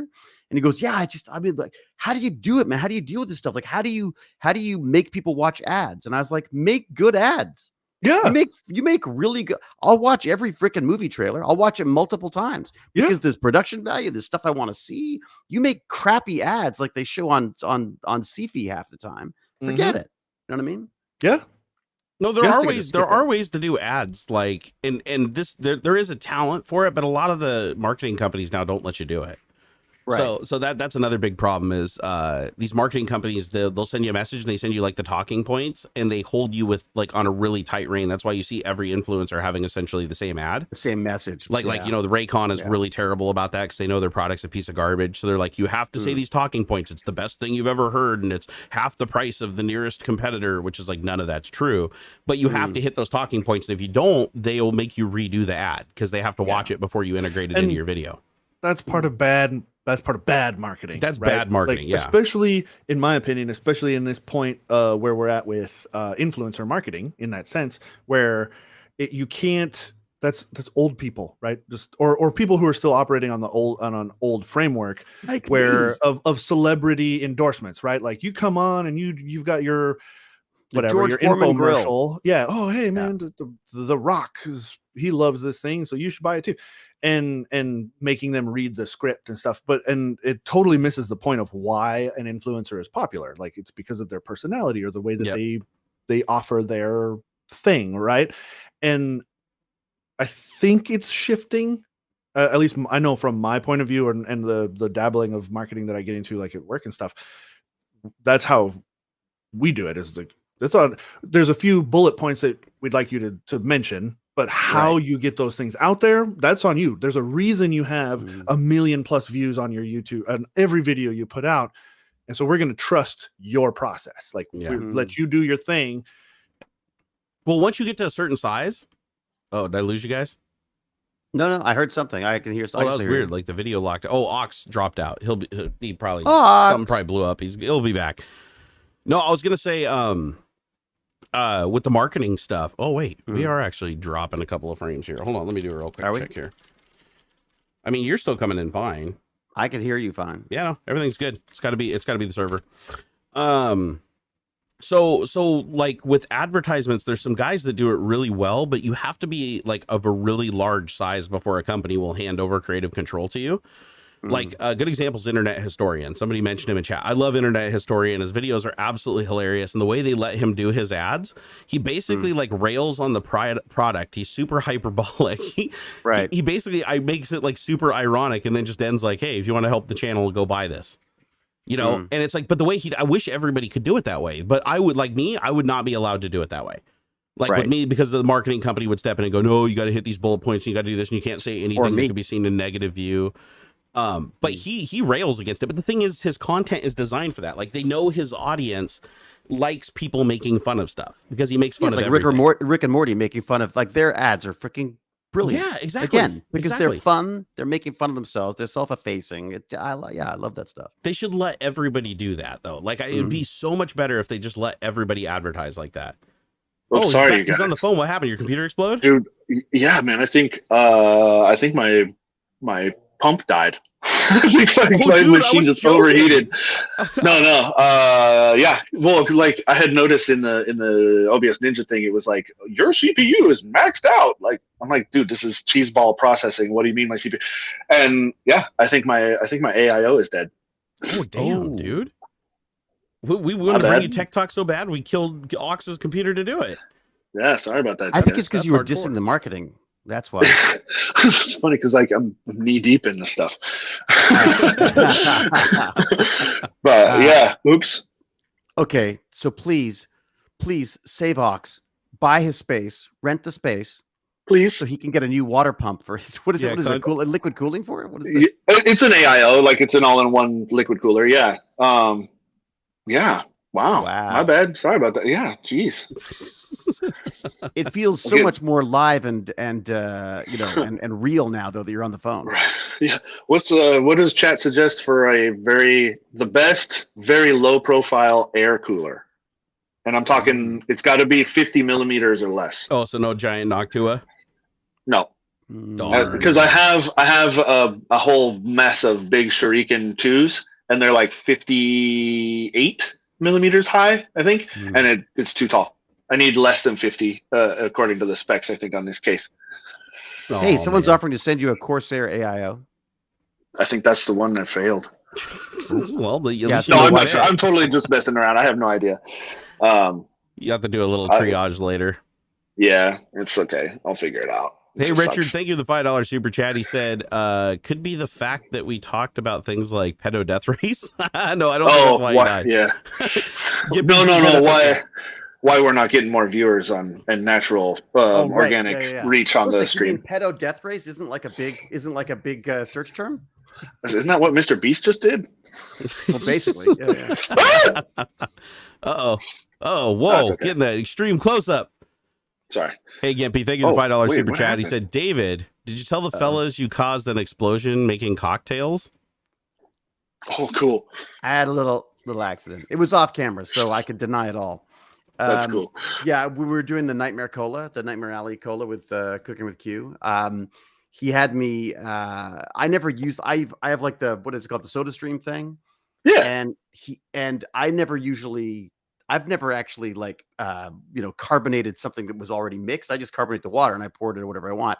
So he had me do this like crazy mix so that it would look like, the idea was that we're creating a cola, a very alcoholic cola is what it was. Ooh, for a guy who doesn't drink, it was amazing because not anymore.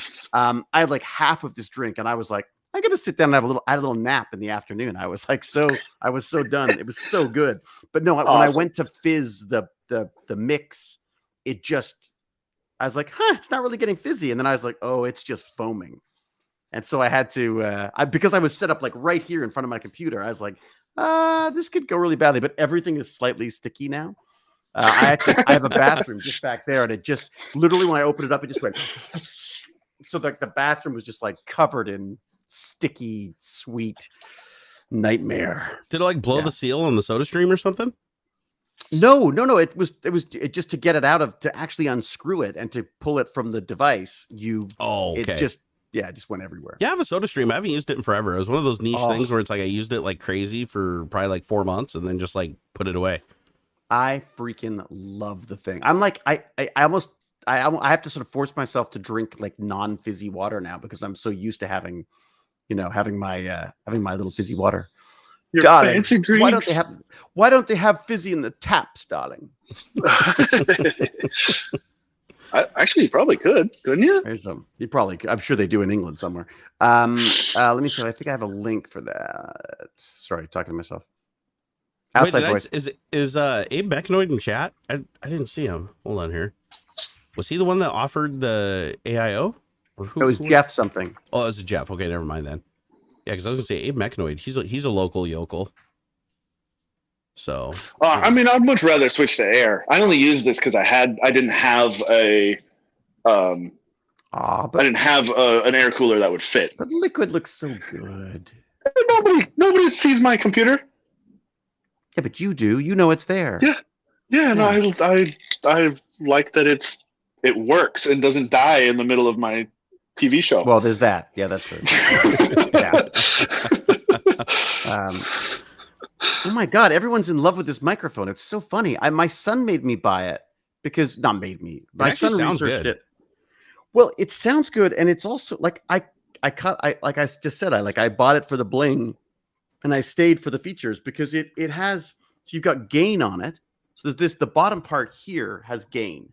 You just rotate that, and then the top has mute. which is just so convenient. And then it's just full of unicorn puke. So there you go. Yeah, RGB goes a long way in today's culture. So lame. we are definitely RGB nation. Dude, I am so old that I still get a kick out of blinking lights. I'm sorry, but it's like, ooh, science fiction. There's something about it that just, I never remember the name of the brand. I don't know. I mean, HyperX. HyperX, that's it. HyperX. Which is a Kingston brand. Oh, wait, is that's it? a HyperX microphone? Yeah. Oh man, their headphones like suck really bad. I'm surprised they made a microphone that's amazing. That's what I mean. Like I looked at the reviews and they're like they liked it, and I was like, the other thing, it comes with this. Actually, it comes with the little suspension mic thing. Ooh, that's most nice. modern microphones do. Like a high-end microphone will come with a shock mount. Yeah. None of the ones that I was looking at. I'm my cheap ass microphones. No, I've been telling people for a long time. Like if you want a good microphone, like for cheap, there's a microphone on Amazon. I think they still sell it. It's called the pluggable USB Vox. And it's in my Amazon store. It's like $45. Yeah, it's a clone of the Audio-Technica AT2020. They sound exactly the same. I had both and I side by sided them. They sounded exactly the same. Exactly. But does it glow eerily in the dark? No, it doesn't. And the funny thing is the pluggable USB Vox even looks like the AT2020. Like the shell on it and everything is damn near an exact duplicate, just different branding. And the AT2020, I think those usually they might have gone up because of the chip shortage, but I want to say they used to be about $120 for the USB version in US. And the pluggable USB Vox, when I bought it, when it was like brand new, I want to say it was like $72. So it's like you can save quite a bit of money. Very reasonable. Yeah. And it looks similar, and it uses the same mounts. The way that it mounts and everything is exactly the same. So highly recommended if you want a cheap microphone. Stay away from that blue snowball crap. The snowball's terrible. Get the Yeti. If you're gonna do it, get the Yeti. I used to like the Yeti. Baz has the Yeti, and it's also a tank. Like you can drop it, and I have many, many times. Yeah, the Yeti is solid. Like a lot of people. It takes a little tweaking for some. It's good to like have like some sort of software equalizer to help with it. But overall for whatever $120 or something, it's a good mic. I just wanted to reduce the number of things I was dealing with. So I just went, you know what? That's it. I'm committing to a USB mic and I'm committing to a USB camera, and that's it. I'm not fucking around with the DSLRs or any of that kind of stuff anymore. Yeah. I don't want to like until they have if someone can recommend a really nice DSLR that is just designed to be plugged into a computer, I'd be fine with that. But I hate all these like workarounds. I think all the new mirrorless Canon, the new mirrorless Canon just plug in with USB C, and I think they'll do up to like 4K or something right over USB. Yeah, but I don't want any of the fancy shit. I just want like the lens and that's it. That's all I need. Like I don't want to I don't want to mess with anything else. Yeah, like a cheap EOS Canon EOS 1 or something. One of the cheap like older ones would probably do just fine. You might need a cam link because you're going to take like a mini HDMI out to regular HDMI, and so you'll probably want a cam link or some capture card. I have all that stuff. Like I have a freaking ATM Mini. Like I can plug directly in on all sorts of stuff. But I just didn't want the hassle, and I found that I played with all different things, and it got to the point where I just wanted to be able to do I just wanted to. I have a computer that's just for streaming now. That is it. I don't fuck with it. I don't add any software, nothing. Oh wow, Histario in chat said he got an Antleon headset, like the mod mic, and he was disappointed. I'm surprised. The mod mics are fantastic. Really? Yeah, the mod mics are great. Which one did you get? It might have been defective or something, because I have a 2. I have a 2, a 3, and the wireless, and all of them sound absolutely fantastic. Like they sound better than any of my other headsets. I even have like a $600 headset that has like, the really fancy microphone with 2 pickups on it. It kicks the crap out of that thing too.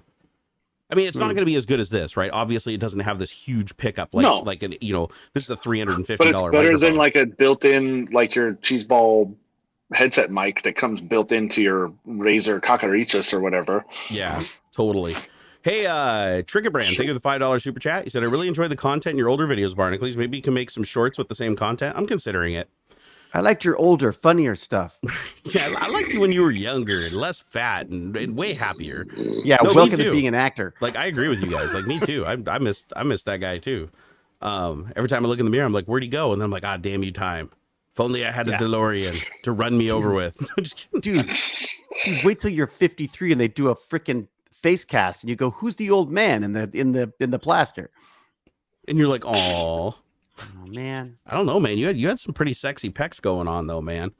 My Putin pecs? Yeah, a lot of people came in on the Putin pecs. pectorials, man. They liked what they were seeing. Like I had this sudden epiphany where I was looking at it. I was mesmerized by my own pecs, of course. And I suddenly went, I've seen them before somewhere. And then I was like, of course, it was that image of Putin on the horse. it Sure totally enough, does. I've got Putin pecs. I got the Putin pecs. Yeah.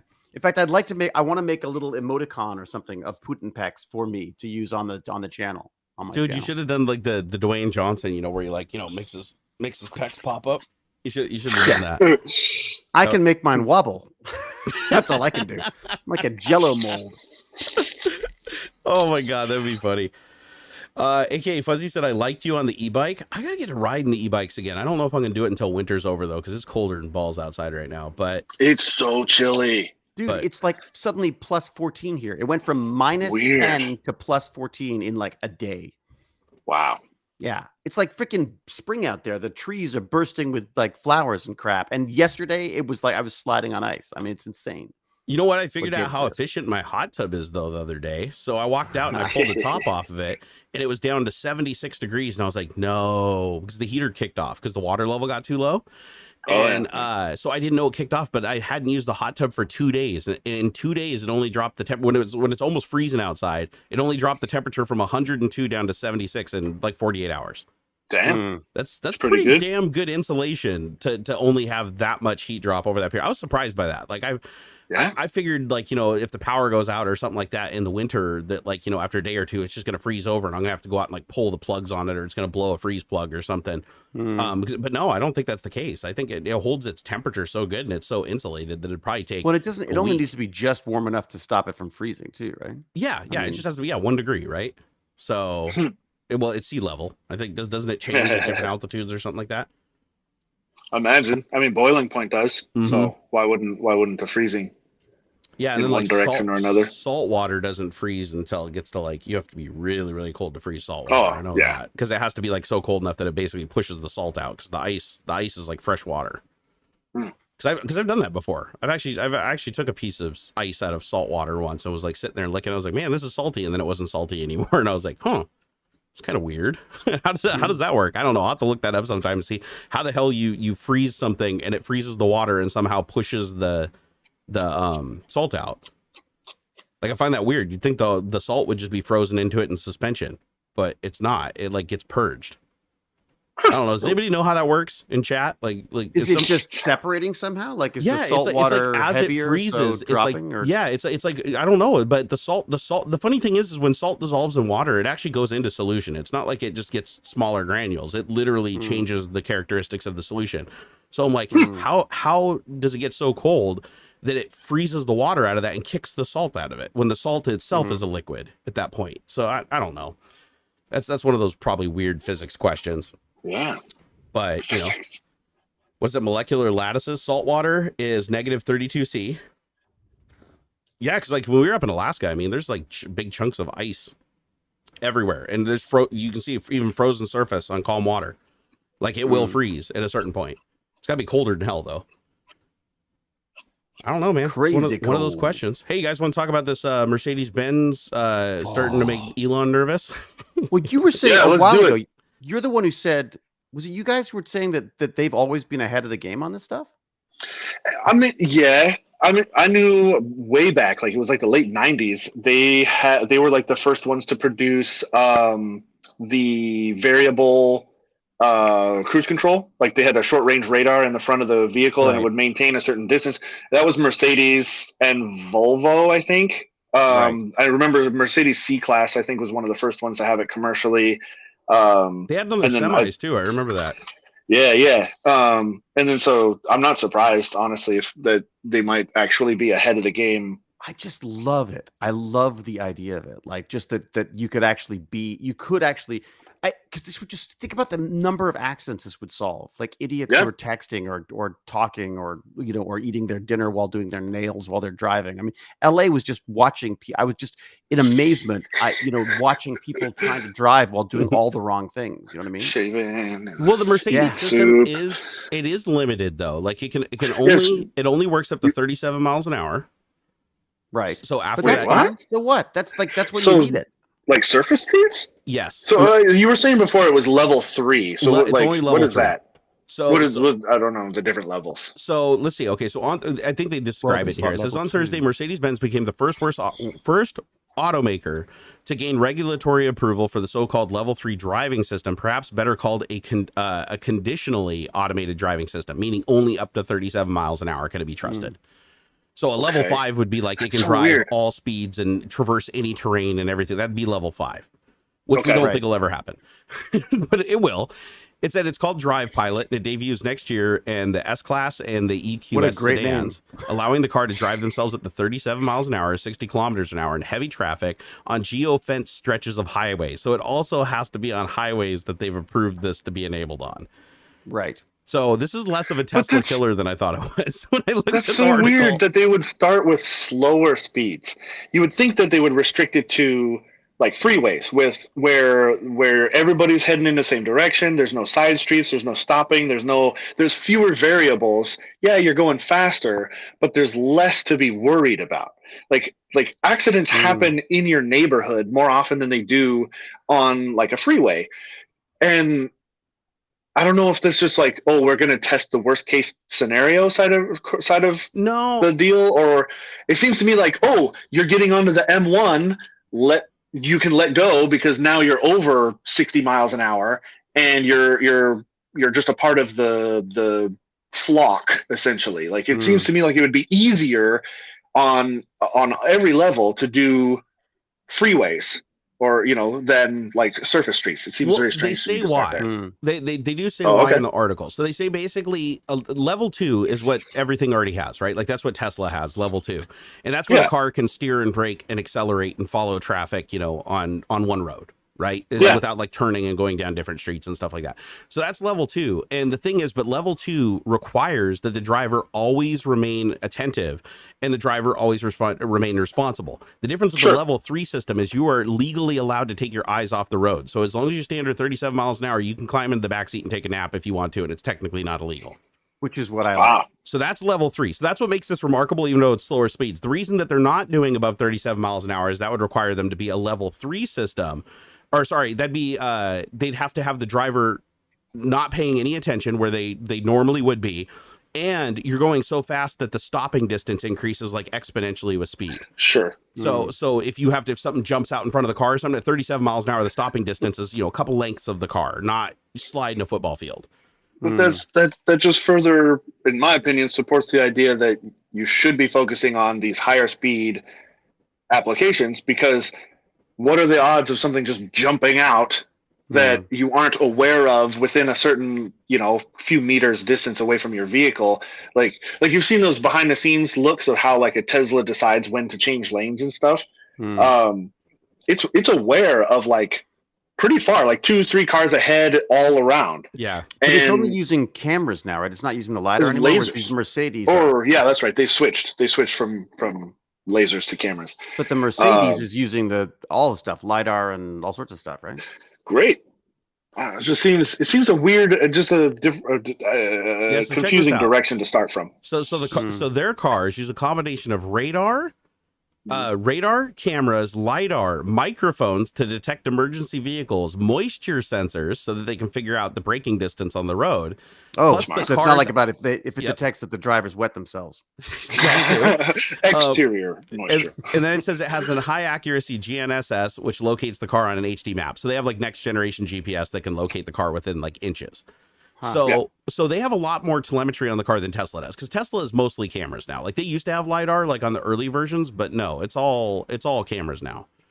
But the thing with Tesla is, they're cheaper, right? Is that what it is? What's that? Is it because they're cheaper?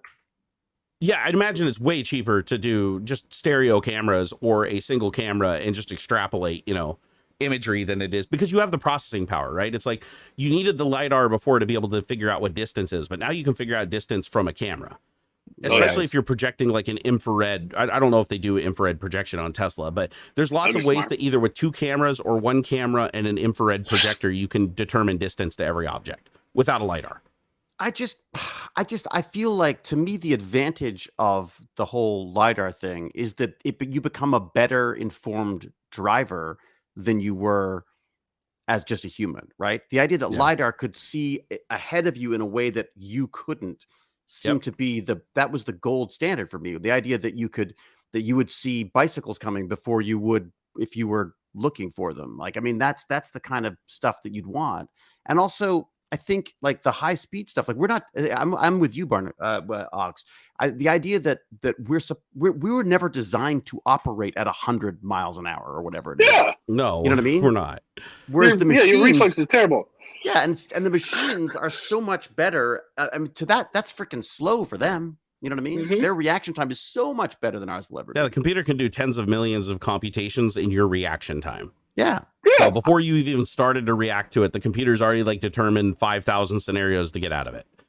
They've probably discovered that people just get nervous over a certain speed in a car that's being automatically driven or something. Like, yeah, I think it's just baby steps. I think it's just better to test the car at 37 because even if it just completely fails and you pile into something at 37 miles an hour, you're not going to kill anybody. Like modern cars, like even if you hit them in the worst spot on the car at 37 miles an hour, airbags are going to save you and the person you hit. Unless it's like a pedestrian. If it's a pedestrian, they're probably going to die at 37 miles an hour. What is the kill? The kill is like 30, isn't it? Or no, it used to be. Now it's like 60 or 70 with modern airbags. Yeah, but yeah, no. The kill zone for hitting people. The kills with the impact zones is and everything. 25 now? Because they like the new cars that they have, the crumple zones actually will push a pedestrian up and over the. So the thing that I saw in the crash testing is the pedestrian basically gets kneecapped. So you blow their legs out, and then because the hood regulation requires it to be a sloped hood down to a certain angle, only so far off the ground, you're supposed to roll up on the hood, and then the windshield is supposed to be reinforced sufficiently that you don't go through the windshield. You either go up and over the roof and slide down the back, or you go off the side and slide off the side. But it's supposed to, the way they design cars is it's supposed to hit you and dissipate most of the energy slowly over you as you're moving over the vehicle. So instead of like a semi hitting you where it's just flat surface, meat, entire body, instant 2,000 Gs and you're just dead. Right. Or actually more than 2,000, be like 50,000 Gs. But in this case, it's like the way it hits you is it basically it treats your body like a crumple zone and distributes the pressure throughout your whole body to maximize your chance of survival and reduce internal bleeding. Yeah, no, I know that they did a lot of testing to figure out how to make cars safer hitting pedestrians. That's a big part of it. And it even goes as far as like pedestrians better. It's funny because they even designed the shit for like baby carriages. Like baby carriages have to be like at a certain height so that if the front bumper impacts a baby carriage, the part where the baby's in will actually not suffer the impact of the car. The car will take out the bottom of the carriage. The baby, even if it comes out of the thing, has a high degree of survival because it's going to slide along the roof, dissipate the energy across the windshield, and go flying off the back. And it's a total ragdoll anyways. It is. I mean, it really is. But the thing is, it's like somebody thought about that stuff. Somebody was like, hey, if we just make cars that are like giant slides that just kneecap people, their survival rate will be way higher than making cars that are jacked up, because if the car hits you in the hip, it'll dissipate all that energy into your spine and you break your spine and you could die in internal bleeding. But if you have the bumper low enough that it basically, as it's hitting your knees, it's coming up like a wedge and pushing you up. So it takes your legs out and it slowly pushes you up and compresses your body. And then as it's driving under you, it progressively gets higher and higher and higher with the slope. It's like you just get that energy slowly compressing into you as it's pushing you up, and it doesn't launch you 50,000 feet into the air. Or we just all walk around with like, wearable airbags. Yeah. But the problem with that too is like with the cars, I know it's the whole human life is more important, but the thing with cars is like now cars get totaled out at like 10 miles an hour, 15 miles an hour. Yeah. Because if you hit a pedestrian, it will crumple the like there is a soft structure in the front of the car that'll crumple even just hitting a human or an animal. So you can total out your car at like 10, 15 miles an hour bumping into a pillar. But the car companies will love it because the cost of replacement parts, right? Exactly. Or they just total the car and they get to sell a whole nother car, right? Insurance pays it out, and right. They got them coming back and buying another car because they survived the encounter. And people look at that. I mean, obviously it makes sense because if you had a car, it's like, okay, I can buy a car that I can crash into a lot of shit, but I could potentially die because it imparts too much energy into me. Or do I buy the car that's basically if I wreck it's totaled, but I walk away fine and I can go get another car. Well, dude, I've been playing with this wheelchair base, and by accident, I thought I was being very smart, and I had it on a little raised thing to stop it from taking off. Well, I knocked it off while it was running. Oh, geez. And it took me off my feet. The sucker is like, and it was not moving fast, but it's just that the force of the thing and the traction it's got is extraordinary. Like these things are like tanks. I couldn't get over it. And let's just say I put it on a much more secure base now. Well, I mean, they're super high torque motors. They're designed to carry like a person that weighs 350 pounds up a heavy grade. Yeah, like they're torquey. And I've taken off the chair and all as much of the sort of the metal stuff as I can. I got it working on the Easy Robot now. So it's a little Easy Robot control. You can actually control the base now. But I want to get it working on Arduino because then it's not, you have to buy these fancy stupid. Yeah, I think the original BattleBots, many of them used that base as the foundation for their robot.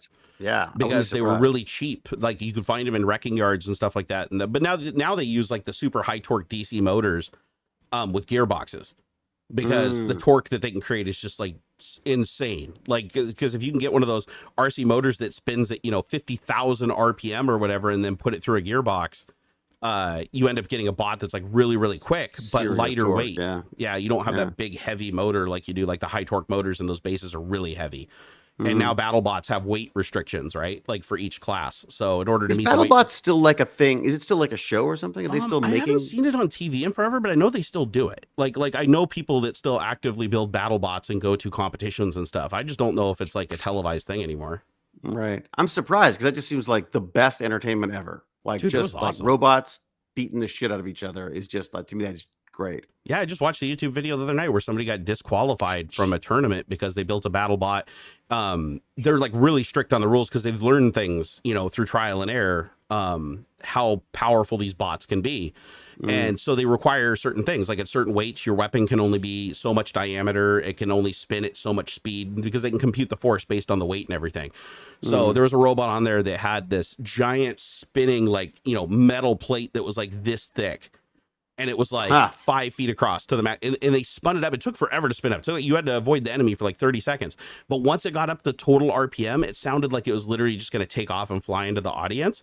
And they had to ban it because, well, by ban it, they mean they just have to go back and voltage limit it. They have to put a current limiter on it so it can't spin that fast because it was spinning so fast that if that blade got popped off because of an impact from another robot, it would have gone through their polycarbonate shield.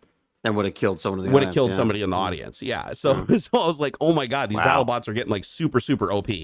Like when they can go through, a freaking bulletproof Lexan plate that's designed to take like a 300-pound robot slamming into it 100 miles an hour, and you're putting stuff through that. Like literally something you couldn't even fire, a high-powered rifle through. And it's getting stuff through that. That just goes to show just how powerful the stuff's getting. It's crazy. I used to love watching it though. BattleBots. Was awesome. Me too. I absolutely loved it. What was the European one? There was like BattleBots over here, and then there was one in Europe. What was there? It was like some Robot Wars. That's what I originally saw. I was like in England. Robot Wars. That's what it was. Yeah, because I remember one country it was Robot Wars and one country it was BattleBots, but they were essentially the exact same thing. And Britain had all these great shows that relate to that kind of stuff. They had like BattleBots, then they had like a Trash Warriors or whatever. Junkyard Wars. That was one of my all-time favorite shows. God, I love that. Junkyard Wars was freaking cool. Like that was just and also people didn't die on that show. like that shit was so janky. They had them like building like dragsters and stuff out of like 5 taped together motors out of cars and like a homemade gearbox from like gears. I remember out of hovercraft one. I was like, dude does not want to fall into that fan. It's like you don't want that sucker coming off and just flying into you. It's like gone. I just don't know. Like there must have been safety crew or health and safety behind that was off cameras that was like making sure everything was safe before they got in it. I can hurt myself with a Furby. I'm not gonna I feel like a BattleBot is probably a bad idea. Dude, you almost killed yourself with a wheelchair base. I mean, come on. I know. Jane's like, you okay? I'm like, yeah, fine. She goes, have you hurt yourself? No. You're like, how do you help? And she comes down, she's got a wheelchair base on you. Fine. Get it off of me. Just don't touch my shins. Call the popo. Yeah. Speaking of which, I'm afraid I should go leap into my world. Leap back into the real world, I'm afraid. No worries, brother. It was good hanging out with you. We always enjoy having you anytime you can be here. Oh God, likewise. You're kidding? It's like whenever I can, I'm here. I absolutely love it. As you say, as someone said, you're the original Salty Nerds. That's right. Actually, we should do like a simulcast sometime. We should choose a movie or something that we'd all agree on. And we'll do we should do like a Salty Nerd Barnacules Tech Talk. MST 3K kind of thing. Yeah, and that'd be fun. You just literally like you almost like creating it's almost like creating a commentary on something. Yeah. Like, so someone can then watch the show and listen to us babbling in the background, going like, "That's so fake." We can That's totally do stupid. that through OBS Ninja too, because I could just add a third caller that's the video output from the movie or whatever we're watching, and then we'd all see nice. it at exactly the same time, and it'd be tied into the same audio feed. Well, I want Q to do the Cockgesundheit. I want that's a bad place to stop. I want Q to do the cocktails because I thought it'd be kind of fun for them to do. Like we could have like themed cocktails for the various shows that they're watching. I don't know why I've taken that'd be fun. someone's podcast, someone else's podcast, but I don't know. There's something kind of fun about it. So yeah, I'm down. I'm totally down. That'd be fun. Yeah. Well, I'm sure I could stay for long. As long, That's but just but remember, you're the one with the most complicated schedules. You let us know what times work for you, and we'll figure it out. I just feel guilty when I hear so much going on upstairs, and I'm down here having fun. So you're like smelling food, and you hear everybody upstairs. This is the best thing I've ever had. And you're down here just like having to talk to two nerds. Well, get this. My son is. We forced him. He did not want to. We made his life misery with this. We forced him to take the life-saving course, and the swim. Oh, like CPR.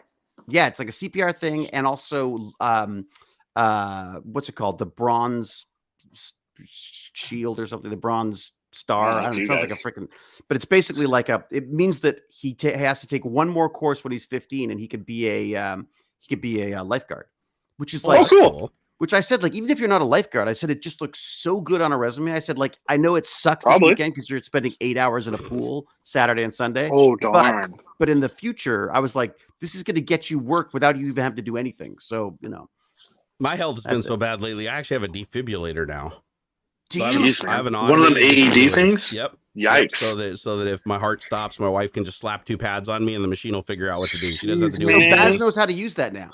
Yeah, they're super easy. The new ones, it literally has a picture. It's like you put one pad on the side of your abdomen, one on your chest, and you just back away, hit the button and back away, and the machine will monitor you and figure out your heart rate, and figure out exactly when to shock you and how to shock you and everything. They're awesome. Wow. Man, could we hack that? Can you play with that at all? Yeah, we turned into a taser.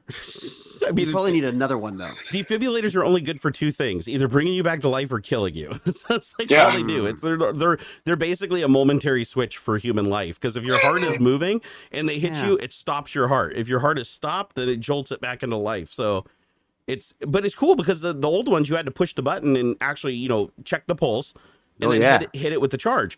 This one figures it all out. Like you can safely put the pads on somebody who you suspect is having heart issues. And even if their heart is still beating, it'll detect if it gets out of rhythm and it'll even act like a pacemaker and do like micro shocks. It's brilliant. Look, I mean, the other one that I saw that relates to something like that is they have for beach safety, they have drones that will take off, find people, drop them lifelines, and then bring them back, can actually either tow them back or bring the line back to someone who can then save them. That's an awesome idea. Rad. Dude, robots, Rad. Robots for the win. We are officially obsolete humans. Yep, they'll save us before they kill us. Exactly. Honestly, yeah, man, that goes down a different rabbit hole. Get out of here, Dave. Right, before we go down another rabbit hole, which I'm sure I will enjoy next week. Thank you much. Bye, thanks for joining us, David. Have a good one. Always a good time. Take it easy, bud. There we go. God, I thought I'd never leave. No, I'm just kidding. I love David. I'm glad that he gets to join us. I think it's cool that we get to hang out with me Mr. too. So cool. It's so neat. Man, I forget. He's such a cool dude, and we're like kind of buddies that I forget. Like, oh man, this fucking David Hewlett, man. Like he's got an IMDb page and stuff. Like this dude is like your arm. Like, this is an actor. Like this guy. He's like. He's buddies with Aquaman, Like, it's just cool. It's cool that he's just like such a normal guy. I think it's so neat. Yeah, he's a rare breed for sure. Yeah. Hey, Biker Chris. What did we miss? Well, we got a $27 super chat from Biker Chris because he was throwing down. And he wanted to be the one to beat all super chats. Said David, nice goat. Oh, because the hair. Aux, beard for life. And then Barnacules, that live show of you diagnosing OS issues was fascinating because of your background going back a few weeks. What show was that? Was I diagnosing? Was it my own OS issues or was it diagnosing others? When your monitor wasn't plugged in right? Yeah, shut up. I hate you. Tech Talk's canceled. Hey, Tricky Brand, thank you for the $5 super chat. He said, maybe after fully autonomous driving becomes the norm, we can finally get flying cars. Imagine today's distracted road rage drivers piloting. You know what I do have a fear the thing of? is, go ahead. Well, that's how commercial air flights are anyway. Yeah, they've been automated for like 30 years, man. The machinery could handle the whole thing. Yeah. Takeoff, flight, landing, the whole bit. They let humans continue to do the landing and takeoff because that's like the most scary, most dangerous spot. When you're up there, there's like digital lanes and stuff. Like the idea that two commercial airplanes will ever like strike each other is outrageous. That whole trope is ridiculous, and outside of like some colossal failures in technology will never happen. Like I know it has. I'm sure chat's going to be like, well, but what about this time in 1982? Yes, it does happen, but it's usually because of operator failure. It'll be the human factor. Commercial airlines are so automated that like they don't need people in there. They don't at all. Look at all that controversy of them being drunk and shit all the time or falling asleep and stuff because it's fully automated. Yeah, no, I sat next to a pilot on a flight. I was on a Southwest flight, and the pilots just get on as passengers to fly to their next zone because they can only fly so many hours a day. So they jump on a plane to go to the place where they're needed, and then they jump on a plane and they pilot it. So I'm sitting next to him, and I can tell he was a pilot. I mean, he had like his freaking, shirt on with his little pilot wings and everything. And so we just got to talking because usually, if somebody's talkative, and they usually are, I'll talk their ear off. And so I was asking him like all kinds of stuff about the plane because I was just curious, because I didn't know crap about this 737-900. And he told me, he's like, when we were coming for landing, he's like, the pilot doesn't touch the controls. He's like, the only time that we ever touch the controls is if there's a problem with the system that the airport uses for triangulating the aircraft. If there's a problem with that, then they take over. But he said the only other time they take over is I think he said like every 11 or 15 flights or something like that. They will do one manual takeoff and one manual landing just for practice and just to basically keep up their certification. And he said you can always tell which landings those are. He's like, he even told me like when we landed, he's like, nope, that was the computer, because he's like, the human landing is always going to be rougher than the computer's landing. A little crooked, no doubt. Yeah, because the computer knows exactly where the runway is and knows exactly how to flare. It factors in all the wind conditions and everything. Like the human doesn't do all that. So I can totally see, and I think, isn't it Uber? I think it's Uber is actually working on automated flying taxis. Yeah, there's actually a couple companies that are doing it right now. Which I'm down. Like, the thing is it like makes sense. Automating aircraft is really easy because you have a third dimension, right? You can just make sure that no two people are flying within the same radius at the same height, and they can go wherever they want, right? As long as everybody's at their height and you keep them separated by 10 or 20 feet, you're never going to have a collision.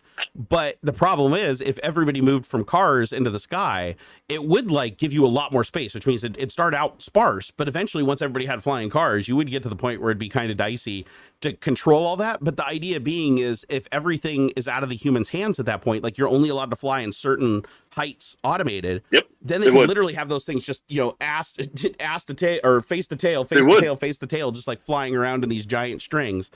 And if something malfunctioned, you just have to have the computer basically open up a hole so that they can, come down and land if it's an emergency. So you could do that. You could coordinate the system. The reason that automated driving is so hard is because one, it's a dynamic environment, and two, everybody else is unpredictable humans. If every car could talk to each other, then you'd be able to get the telemetry from the car in front of you. They'd be able to get the telemetry of the car in front of them, and you'd never have any of these problems where it's like obscured cameras and stuff like that causing problems. You'd have all these cars constantly working together to tell you everything about the environment and communicating with each other, and it'd be awesome. And I do think that's the hope for like 5G and stuff like that, short range, high bandwidth, wireless talk. But the trouble is nobody wants to work together. Toyota wants to make their own, language of how to talk to cars, and Honda doesn't want to play along, and Mercedes is going to have, there has to be one complete standard so all cars can talk to all other cars. And at this point, nobody wants to do that. Yeah, everybody wants to be the standard, right? They want everybody else to follow their thing, and they want to be the first because then they get all the licensing dollars. Right, because at some point, it's going to be whoever has the most vehicles on the road, and then everybody will just have to conform to them, because that's the most common language. That's why like English is the business language, right? Anybody who wants to do global work business has got to learn a little bit of English because that's just the way it is. And so it's probably what'll happen is somebody will just, Toyota will have the best one or the one that gets most common. And so everybody's got to use the Toyota protocol or something. What'll ultimately happen, I can already tell you where it's going, is that Tesla, since Tesla just lets everybody use their patents for free, they're just gonna figure out the auto driving stuff and take everything into account from their competitors, build it, and then release it. Everybody's gonna integrate it, and then Tesla will always be able to stay one step ahead, because if anybody tries to go ahead of them, they'll just sue them. Yeah. Probably. For using their patents. So I'd like to say that companies have kind of wised up to what Tesla's doing, but I don't think they really have. I still think there's companies that, even knowing that if they try to surpass Tesla, they're going to get their ass handed to them in court, they just don't care. Yeah. Like, it's so profitable to be in that arena right now, even as just a direct, like, or an underdog or a competitor. There's still enough market share there that they don't really care, but they will in the future.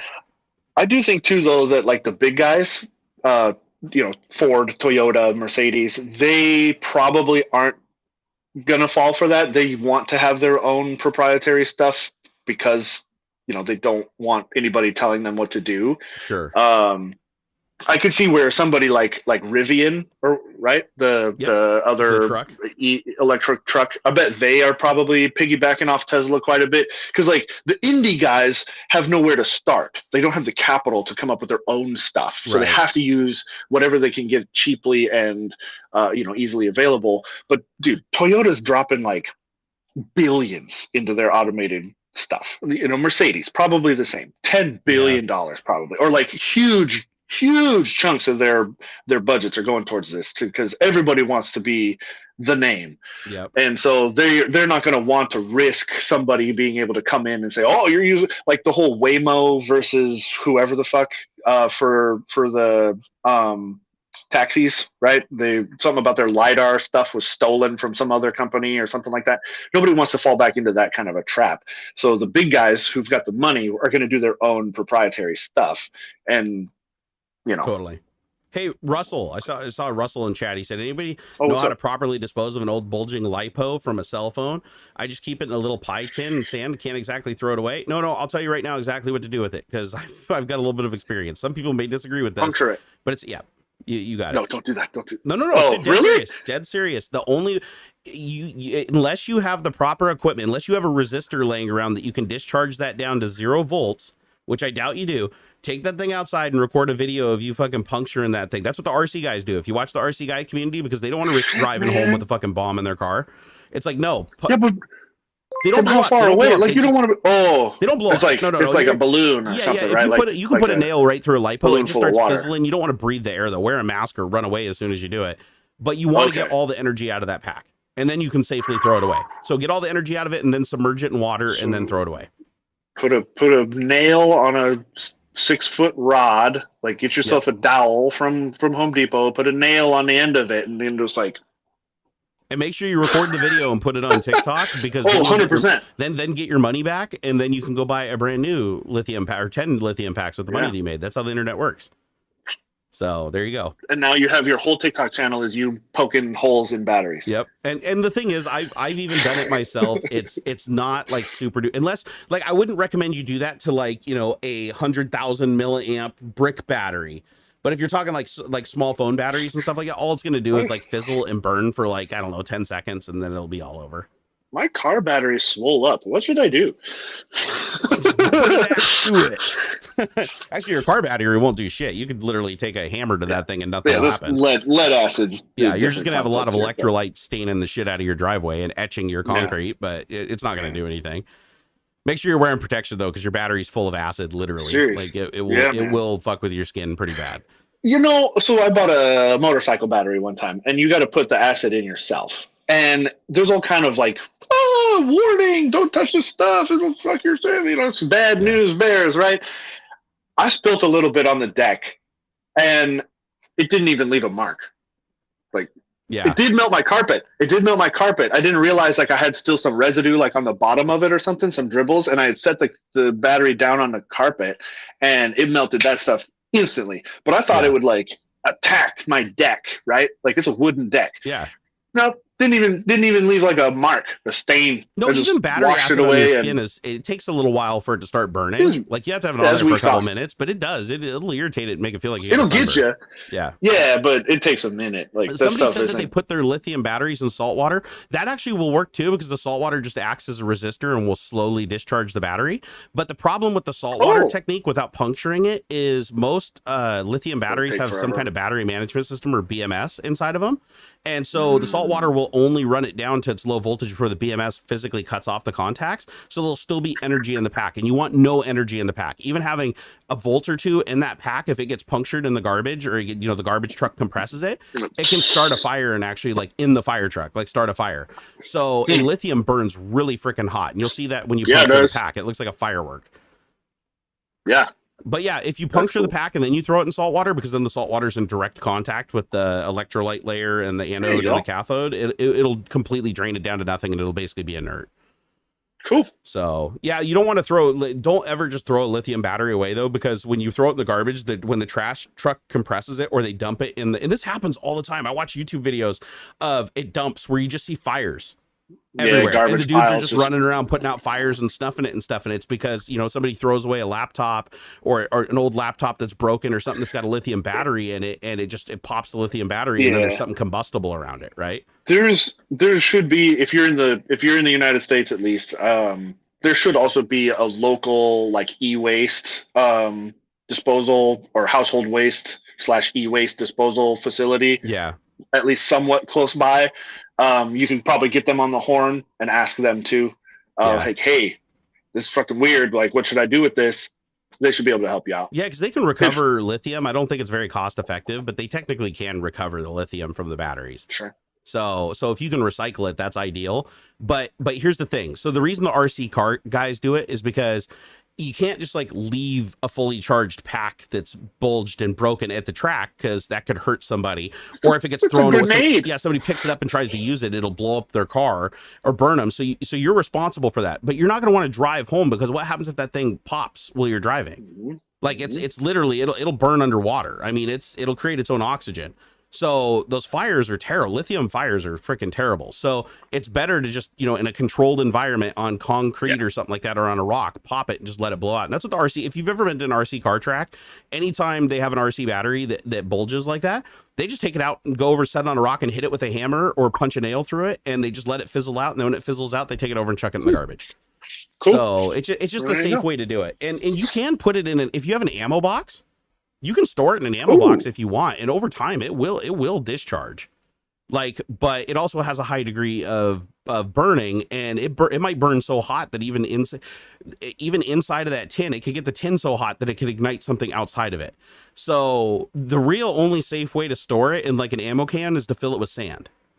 And that's what most of the people I know that store like the big ones, like the people I know that work with the big, really dangerous packs, the ones that can store like, a kilowatt of energy, like those huge ones that fly these drones that are carrying 50-pound cameras and shit for like 20 minutes. Yeah. Those big batteries are super dangerous, because those ones, when they catch fire, it's literally, it'll burn your fucking arm off. There's a lot of energy in there. And those ones can blow up, the big ones, because they're so packed tightly that if you pierce them, they'll build up so much heat inside of them, and the heat can't escape, the steam can't escape, it'll just blow up. So the little ones don't do that, but the big ones, so what they do is they put them in ammo cans filled with either glass beads or sand. And that's how they store them. Like even when they're not bulging, just when they're not using them or they're charging them, they put them in an ammo can and just submerge them in sand.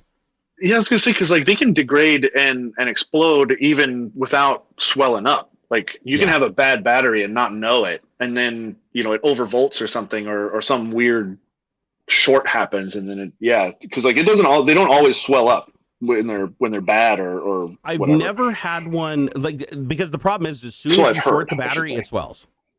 Like as soon if you just cross the negative and positive terminal on a lithium battery, it instantly it looks like an airbag. It just goes, and then it'll pop a hole and start shooting out steam and fire. Crazy. Yeah. Wow. So all you have to do is short them. Unless they have a BMS. If they have a BMS, then they'll have voltage limiting inside of them and stuff. So even if they get shorted, but like small RC cars and stuff, that's just extra money and extra weight, because they can put the BMS in the charger itself, right? And they're not pulling enough cells together. Yeah. So some stores will let you recycle lithium for free. Yeah, it might actually be the law in some areas that they have to take batteries like that, because they don't want people putting them in the garbage. Yeah, definitely. There. If you're concerned about doing it yourself, there's almost always unless you're in some crazy country, there'll almost always be some regulated fashion of taking care of your batteries, because you're not even supposed to put like regular Duracells and shit stuff in the trash. Like, you're not supposed to do that. Like, Yeah. there are appropriate methods of disposing of batteries of all sorts, and most people don't bother. But yeah, Like rechargeables, always, like nickel metal especially hydride rechargeables and stuff like that can actually store residual charge, and if you crush them, they can spark too and create a fire. Not as much as lithium though.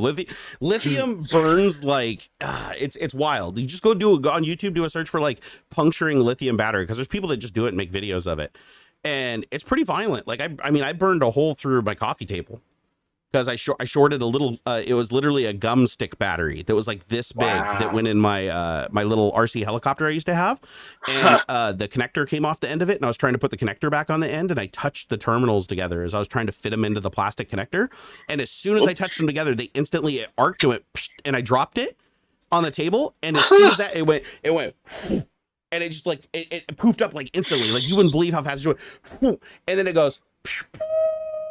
And then a little flame jetted out, and it started like spinning around on the table, and it literally was face down, burning a hole in my table. And so it burned a hole down, probably like, just a tiny, but still a solid wood table. A chunk, it burned a hole down through it, and I was like, holy crap! And I'm like, oh my god, what do I do? Because I'm not gonna grab it. Things like, and it was blowing off smoke and filling the room with toxic fumes. And I'm opening up the window, and I just let it burn out. And then once it burned out, it surprisingly, the table didn't catch fire. It just charred the shit out of it and burned a hole. Wow. But I was like, wow, man, I didn't realize that little itty bitty battery had that much, shit in it. Like you don't think of a battery like burning. Like, you think it's electricity, it's not fire, but no, there's a lot of heat in there. There's a lot of energy stored in there, and it can create a shitload of heat. It's wild. Renault said crazy. Accidentally reversing polarity when trying to jumpstart a car will make the battery explode lead acid. You have to jumpstart it for a while. It doesn't happen instantly, but yes, I've done that. So I know you it'll blow the caps off the battery, and if there's enough explosive acid vapors, they'll combust, and you'll get a nice little fireball. So don't do that. As a matter of fact, I know that as little as 2 years ago, I accidentally did that on the Subaru, but luckily I caught it before it blew the terminals off. Yeah, I think, and like regular car batteries and stuff, they warn you about hydrogen. Yeah.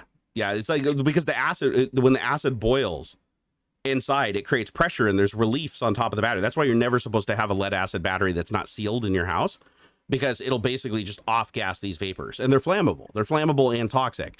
So, but if you flip the polarity on the battery with the jumper cables, and you're putting positive to negative and negative to positive, it like instantly starts boiling the acid inside of the battery, like because it's not storing the charge, it's just shorting basically. And once it does that, it'll blow the caps off the top, the protective caps. But then if enough gas is formed inside of there, that comes out, and then the sparks from the terminal will ignite it, and you'll get a nice fireball off the top of your battery. It usually doesn't blow the battery up though. Like, I've never seen one where it actually like exploded the battery, because it usually vents all the pressure out the back, but I have seen a fireball. So it is possible to get a lead acid battery to produce a fireball. And then once it produces the fireball, you usually, if you did it long enough to create a fireball, you probably toasted the battery too, because the little electrolyte layer inside gets shorted, or so it melts and gets shorted together, and then you're like, fuck, you have to rebuild the battery. So, you've actually seen a lead acid battery explode? Not me. Wild. That's nuts. Yeah, I've seen them blow the caps off before, and I've seen them create a fireball, but I've never actually seen them like physically explode the casing on the battery. Wow. Yeah. But it would if it was sealed. If it was a sealed lead acid battery like you have in your UPS, the pressure has to get out somehow. Sure. Yeah, but car batteries are vented. Electrolysis breaking the water down into H2O and O2. Very explosive. Yeah, I mean, it makes sense. Yeah, that's right? how the hydrogen can build up. Yeah. Because I mean, you can actually top off a battery just with water. Like, it's supposed to be distilled or something, right? No, I use my hose. Oh, right on. Whenever my batteries have ever been low, I just go grab the garden hose, pop off the terminals, and top them all off, put the terminals back on, and she takes the charge again. So I'd imagine that if it keeps getting low, if you get too much electrolyte gone, because the thing is, like, when it evaporates off, the heavy electrolyte usually stays in there. It's like when you boil salt water, the salt stays behind. So as long as the electrolyte stays behind, as long as the only thing boiling off is the water aspect of it, and the majority of the heavy electrolyte is still in there, then you just add water and mix it up, and you're good. That makes sense. So I've saved a lot of batteries doing that. And I learned that trick from my dad back in the day because he used to do demolition derby. And what he'd do is, because they'd always have batteries getting smashed into and broken just from the car getting jostled around. And sure. So he'd go and pick up dead batteries from people in the Little Nickel. Now they pay for them. Like back then, you get a couple bucks for a battery. Yeah, now you'll get like 15, 20 bucks. But what he'd do is in the Little Nickel, he'd run a little ad that's like, hey, if you got any batteries you want to get rid of car batteries, call me and I'll come pick them up. And he'd run that ad and he'd go pick up like, 5 or 6 batteries a week. And he'd bring them home, and all he'd do is pop the caps off and fill them up with the garden hose, and then he'd put them on the charger, and usually he'd recover about 5 out of 6 batteries, and and nice. The ones that he couldn't recover, the plates were just too far gone in them. Like the lead plates inside of them were gone, and so they would just, even with the electrolyte, they weren't taking a good charge. But yeah, that's how he got free batteries. Nowadays, it's like they're money. Like if you have an old dead battery, even if it's UPS batteries, you'll get a core charge minimum. Like those little batteries in UPSs, I think the core charge on them is usually about $5. Right so on. if you got a bunch of dead UPS batteries, take them to a battery store and sell them, because they just rebuild them and refurbish them, because usually all they have to do is take them apart, refill them with electrolyte if the electrode nanode or whatever is you just put new electrolyte in them, seal them back up again, and if you got the equipment to do that, you got refurbished batteries you can sell for like $10-15. Right on. Yeah, the plates can short out and arc. Yeah, that's what happens when you reverse the polarity and hit it and boil the battery off. That's usually what happens, and then the battery doesn't work again after that. Wow, first crank set it off. Damn, Renault blew up a battery on the first crank having the battery cables backwards. That's crazy. Plus, wow. If it's a really old car, you can blow out the electrical system, but now they use diodes so that you can't backflow current into the ECU and stuff like that, because they know people are stupid and put the cables on backwards.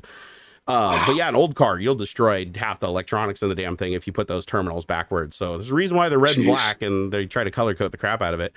Hey, Aaron Matrox, or Maddox, sorry, Aaron Maddox. Thank you for the $5 super chat. I said happy Saturday. Thank you. Great show as always. Glad you guys are enjoying it.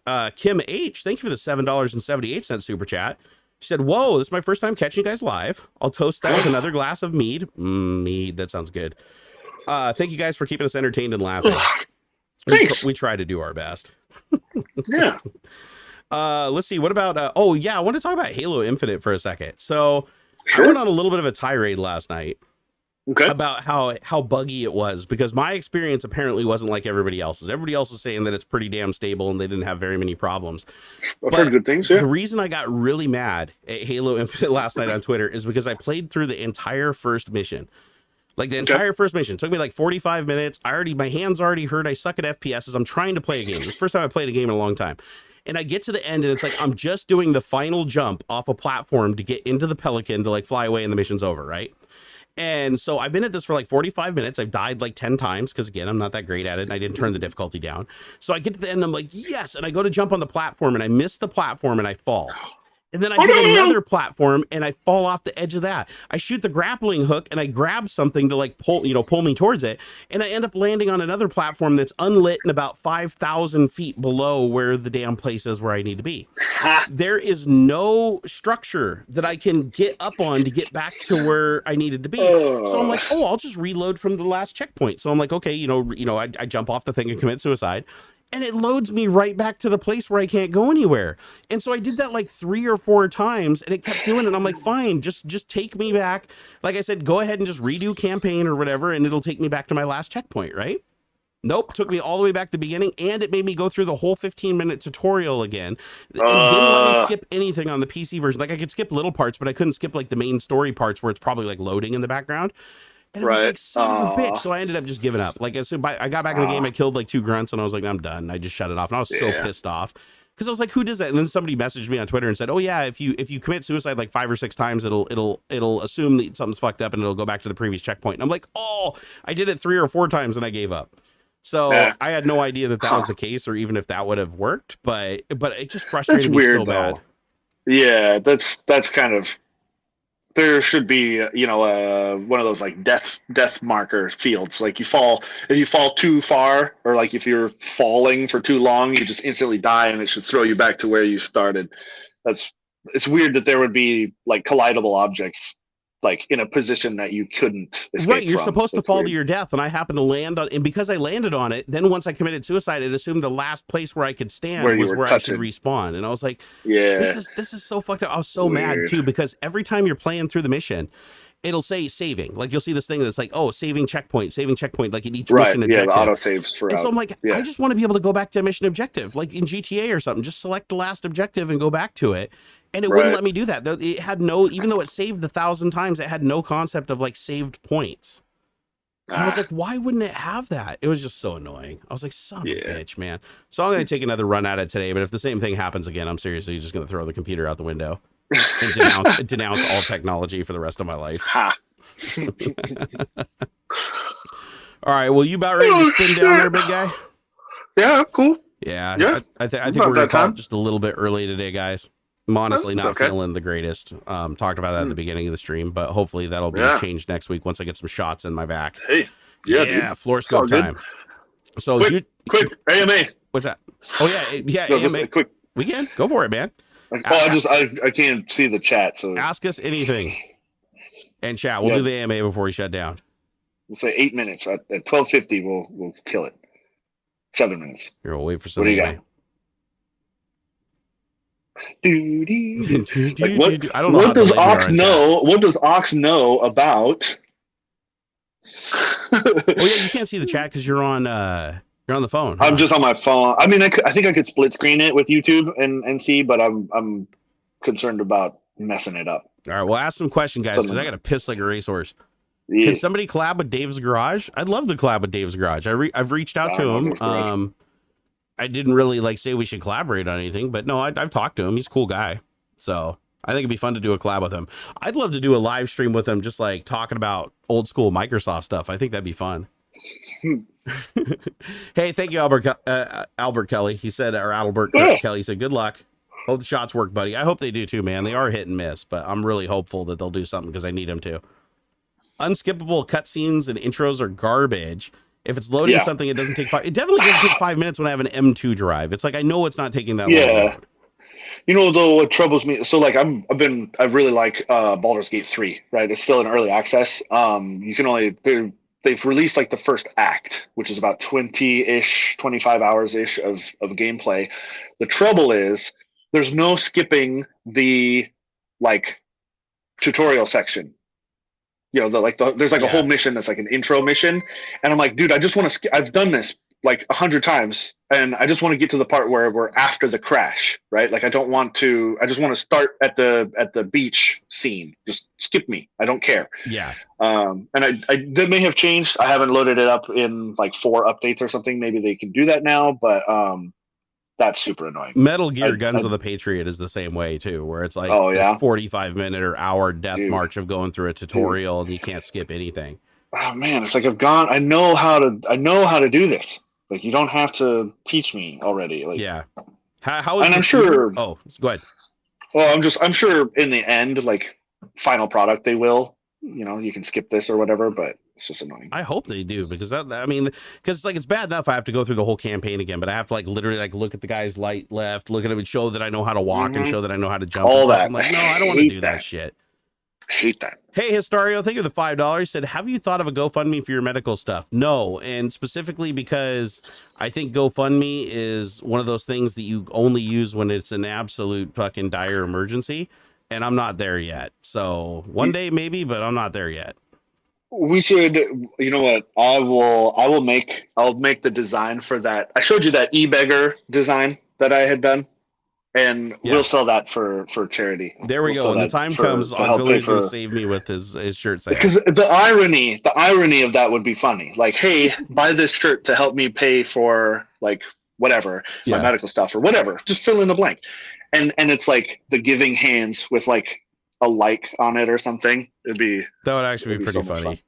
That'd be cool too, because everybody be walking around basically advertising like who they saved. Yeah, right. That's actually good. That's a really good idea. Hey, Gimpy, if you're still in here, you need to steal that idea, man. Sell T-shirts to like people that are helping out. It's like I helped the Gimper. That'd be I hilarious. hope Gimpy G and all I got was the stupid e-begging Exactly. All I got was the stupid t-shirt. Hey, Histario, thank you for the $5 super chat. I do appreciate the support, guys. But yeah, no, Yeah, until seriously, thank I'm you so like much. on my deathbed, I'm not going that route. Like, Yeah. I still have options. They're becoming fewer and far between as time goes on, but I still have options, and I'm grateful for that. Yeah. And as long as I have I options, mean, I'll keep doing it that way. There's always direct PayPal too. If you guys are feeling extra generous, you don't have to do super chats. You can direct PayPal Barnacules there. I don't know, whatever email you've got exposed for your Yeah, I've got PayPal, it on my the PayPal me /Barnacules or whatever. I think that's over on my Twitch too. So if you wanna help avoid us giving 30% to YouTube, there's that. or again, just to directly support Jerry, like that's the best way to go. Yeah, no, we do need to figure a way to game the system on YouTube because it's ridiculous how much they take. It's so stupid. Yeah, it's nuts. It is. It's like what are they even doing to deserve that? You know, it's like I just want to smack them. Hey, Albert Kelly said, "What advice would you give to a new streamer about camera options?" Don't worry about it. Use your phone. Don't worry about it. Don't worry about it. Yep. Yeah. Use your phone. There's a bunch of options. Like say you want to use You're on your phone, right? Yeah, this is a Note 10 front-facing camera. Look at that. That's front. This isn't even the best one. That's the shitty camera on the Note, and look how good he looks. Yeah. Just using just going straight through OBS Studio through a browser, and you could use a different microphone. You could put a different microphone on your computer and sync it to the camera video. So it's like I don't know why people are spending shitloads of money on cameras now with phone cameras being sold.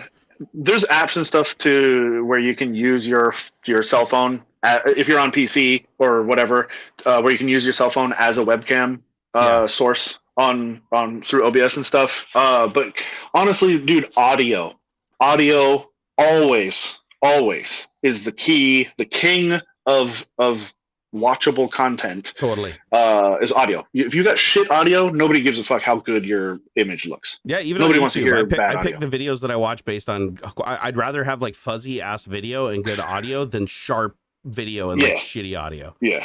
And like I'm shocked. The little one, my intern watches some YouTubers and stuff. There's one guy called Daz Games or something like that, and he uses a Blue Yeti. You can kind of see the top of it like poking into some of his videos.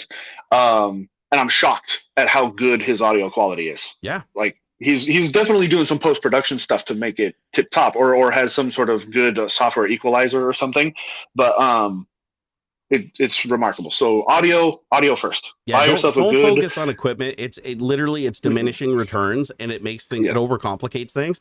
It's like establish yourself focusing on personality and what you're doing in the content, and then later on, if you want to dabble in better hardware and stuff for to get another 5% or 10% out of your video quality and audio, go for it. But don't start that way because it actually just makes it a huge uphill battle for you. Yeah, heck, you'd probably be better served buying a nice, fairly cheap microphone, a nice one like Jerry was talking about earlier. Yeah, like whatever camera you can get your hands on, it's not important. And then spending whatever you might have spent on a video, on a camera or a better microphone or whatever the fuck on ads. I'm shocked I don't see more streamers advertising, like paying Instagram or Facebook ads or whatever their stream. I'm shocked that I'm not seeing more like honest to goodness paid advertisement for streams. Why not? Whatever your niche is, whatever it is, your thing that you're doing that is unique, look into social advertisement like Google ads, Facebook ads, Instagram ads, LinkedIn ads. Like you're all going to be rolling your eyes and talking shit, I bet, in the chat when I say this, but LinkedIn is outrageous for organic growth. And like you think, it's just business and resumes and like how to get a job and stuff. LinkedIn and Microsoft in particular is really trying really hard to make LinkedIn a better social network. And yes, it is geared more towards like those sort of professional topics and things like that. But like if it makes sense for your niche, if what you're talking about is something that makes sense, I guess. Heck, even gaming content and stuff can do well. Like there's esports and whatever. There's niches for that stuff. But yeah, man, just produce a lot of content. Focus on a few different channels or platforms for your social media, because wherever you're live streaming has trash discoverability. Yeah, remember everybody has a different affinity for different platforms too. So you don't have the same audience across all platforms. Like I've noticed my Facebook and Twitter, they hardly know each other. Like there's very few people that are both on my Facebook and my Twitter. They're either one or the other. And it's the same thing with TikTok, completely different audience for the most part. There might be like a 10% crossover, but it's not very much. And analyze your own usage. Where do you engage with the topics that you're most interested in? Where do you have those conversations? Just put the content there. Like if all your buddies, if most of your consumption is on Instagram and it's related to the content that you're producing, put all your shit on Instagram, like, or wherever it makes sense. Yeah, I mean, it's probably not something that I do personally, but from if you're trying to grow, if growth is your goal and you're treating it like a business, that is technically the way to do it. Instagram Reels, because that's the big thing right now. TikTok, and that's because why Instagram Reels are big. And don't dismiss TikTok, man. It's not just a bunch of teenagers dancing. Like, it is a legitimate short form content social media platform that makes sense. TikTok, you can do big reach, yeah. Dude, you can get up to 3-minute videos now. You can do 3-minute videos. That's a long time. You can get some good content out on TikTok in 60 seconds to 90 seconds. Like, don't dismiss it just because you think it's a bunch of little kids and stuff. Like, that is not the case. And don't advertise on Facebook either, because Facebook's advertisement system is really fucked up, and all your ad dollars will go to bots, and then they'll bury you after you stop paying. Yeah.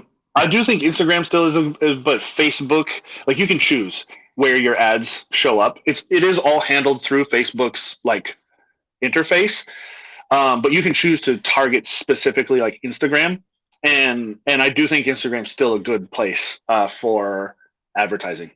Facebook, not so much, because of, and they are treated differently. They really are, despite being under the same like Facebook umbrella. Yeah, like, I mean, it's worth a try. I mean, it's definitely worth a try. And it's cheap. It is really cheap. Like, you don't have to drop $1,000 or whatever. You can throw just for lulz, to test, $20. Like, you don't have to start.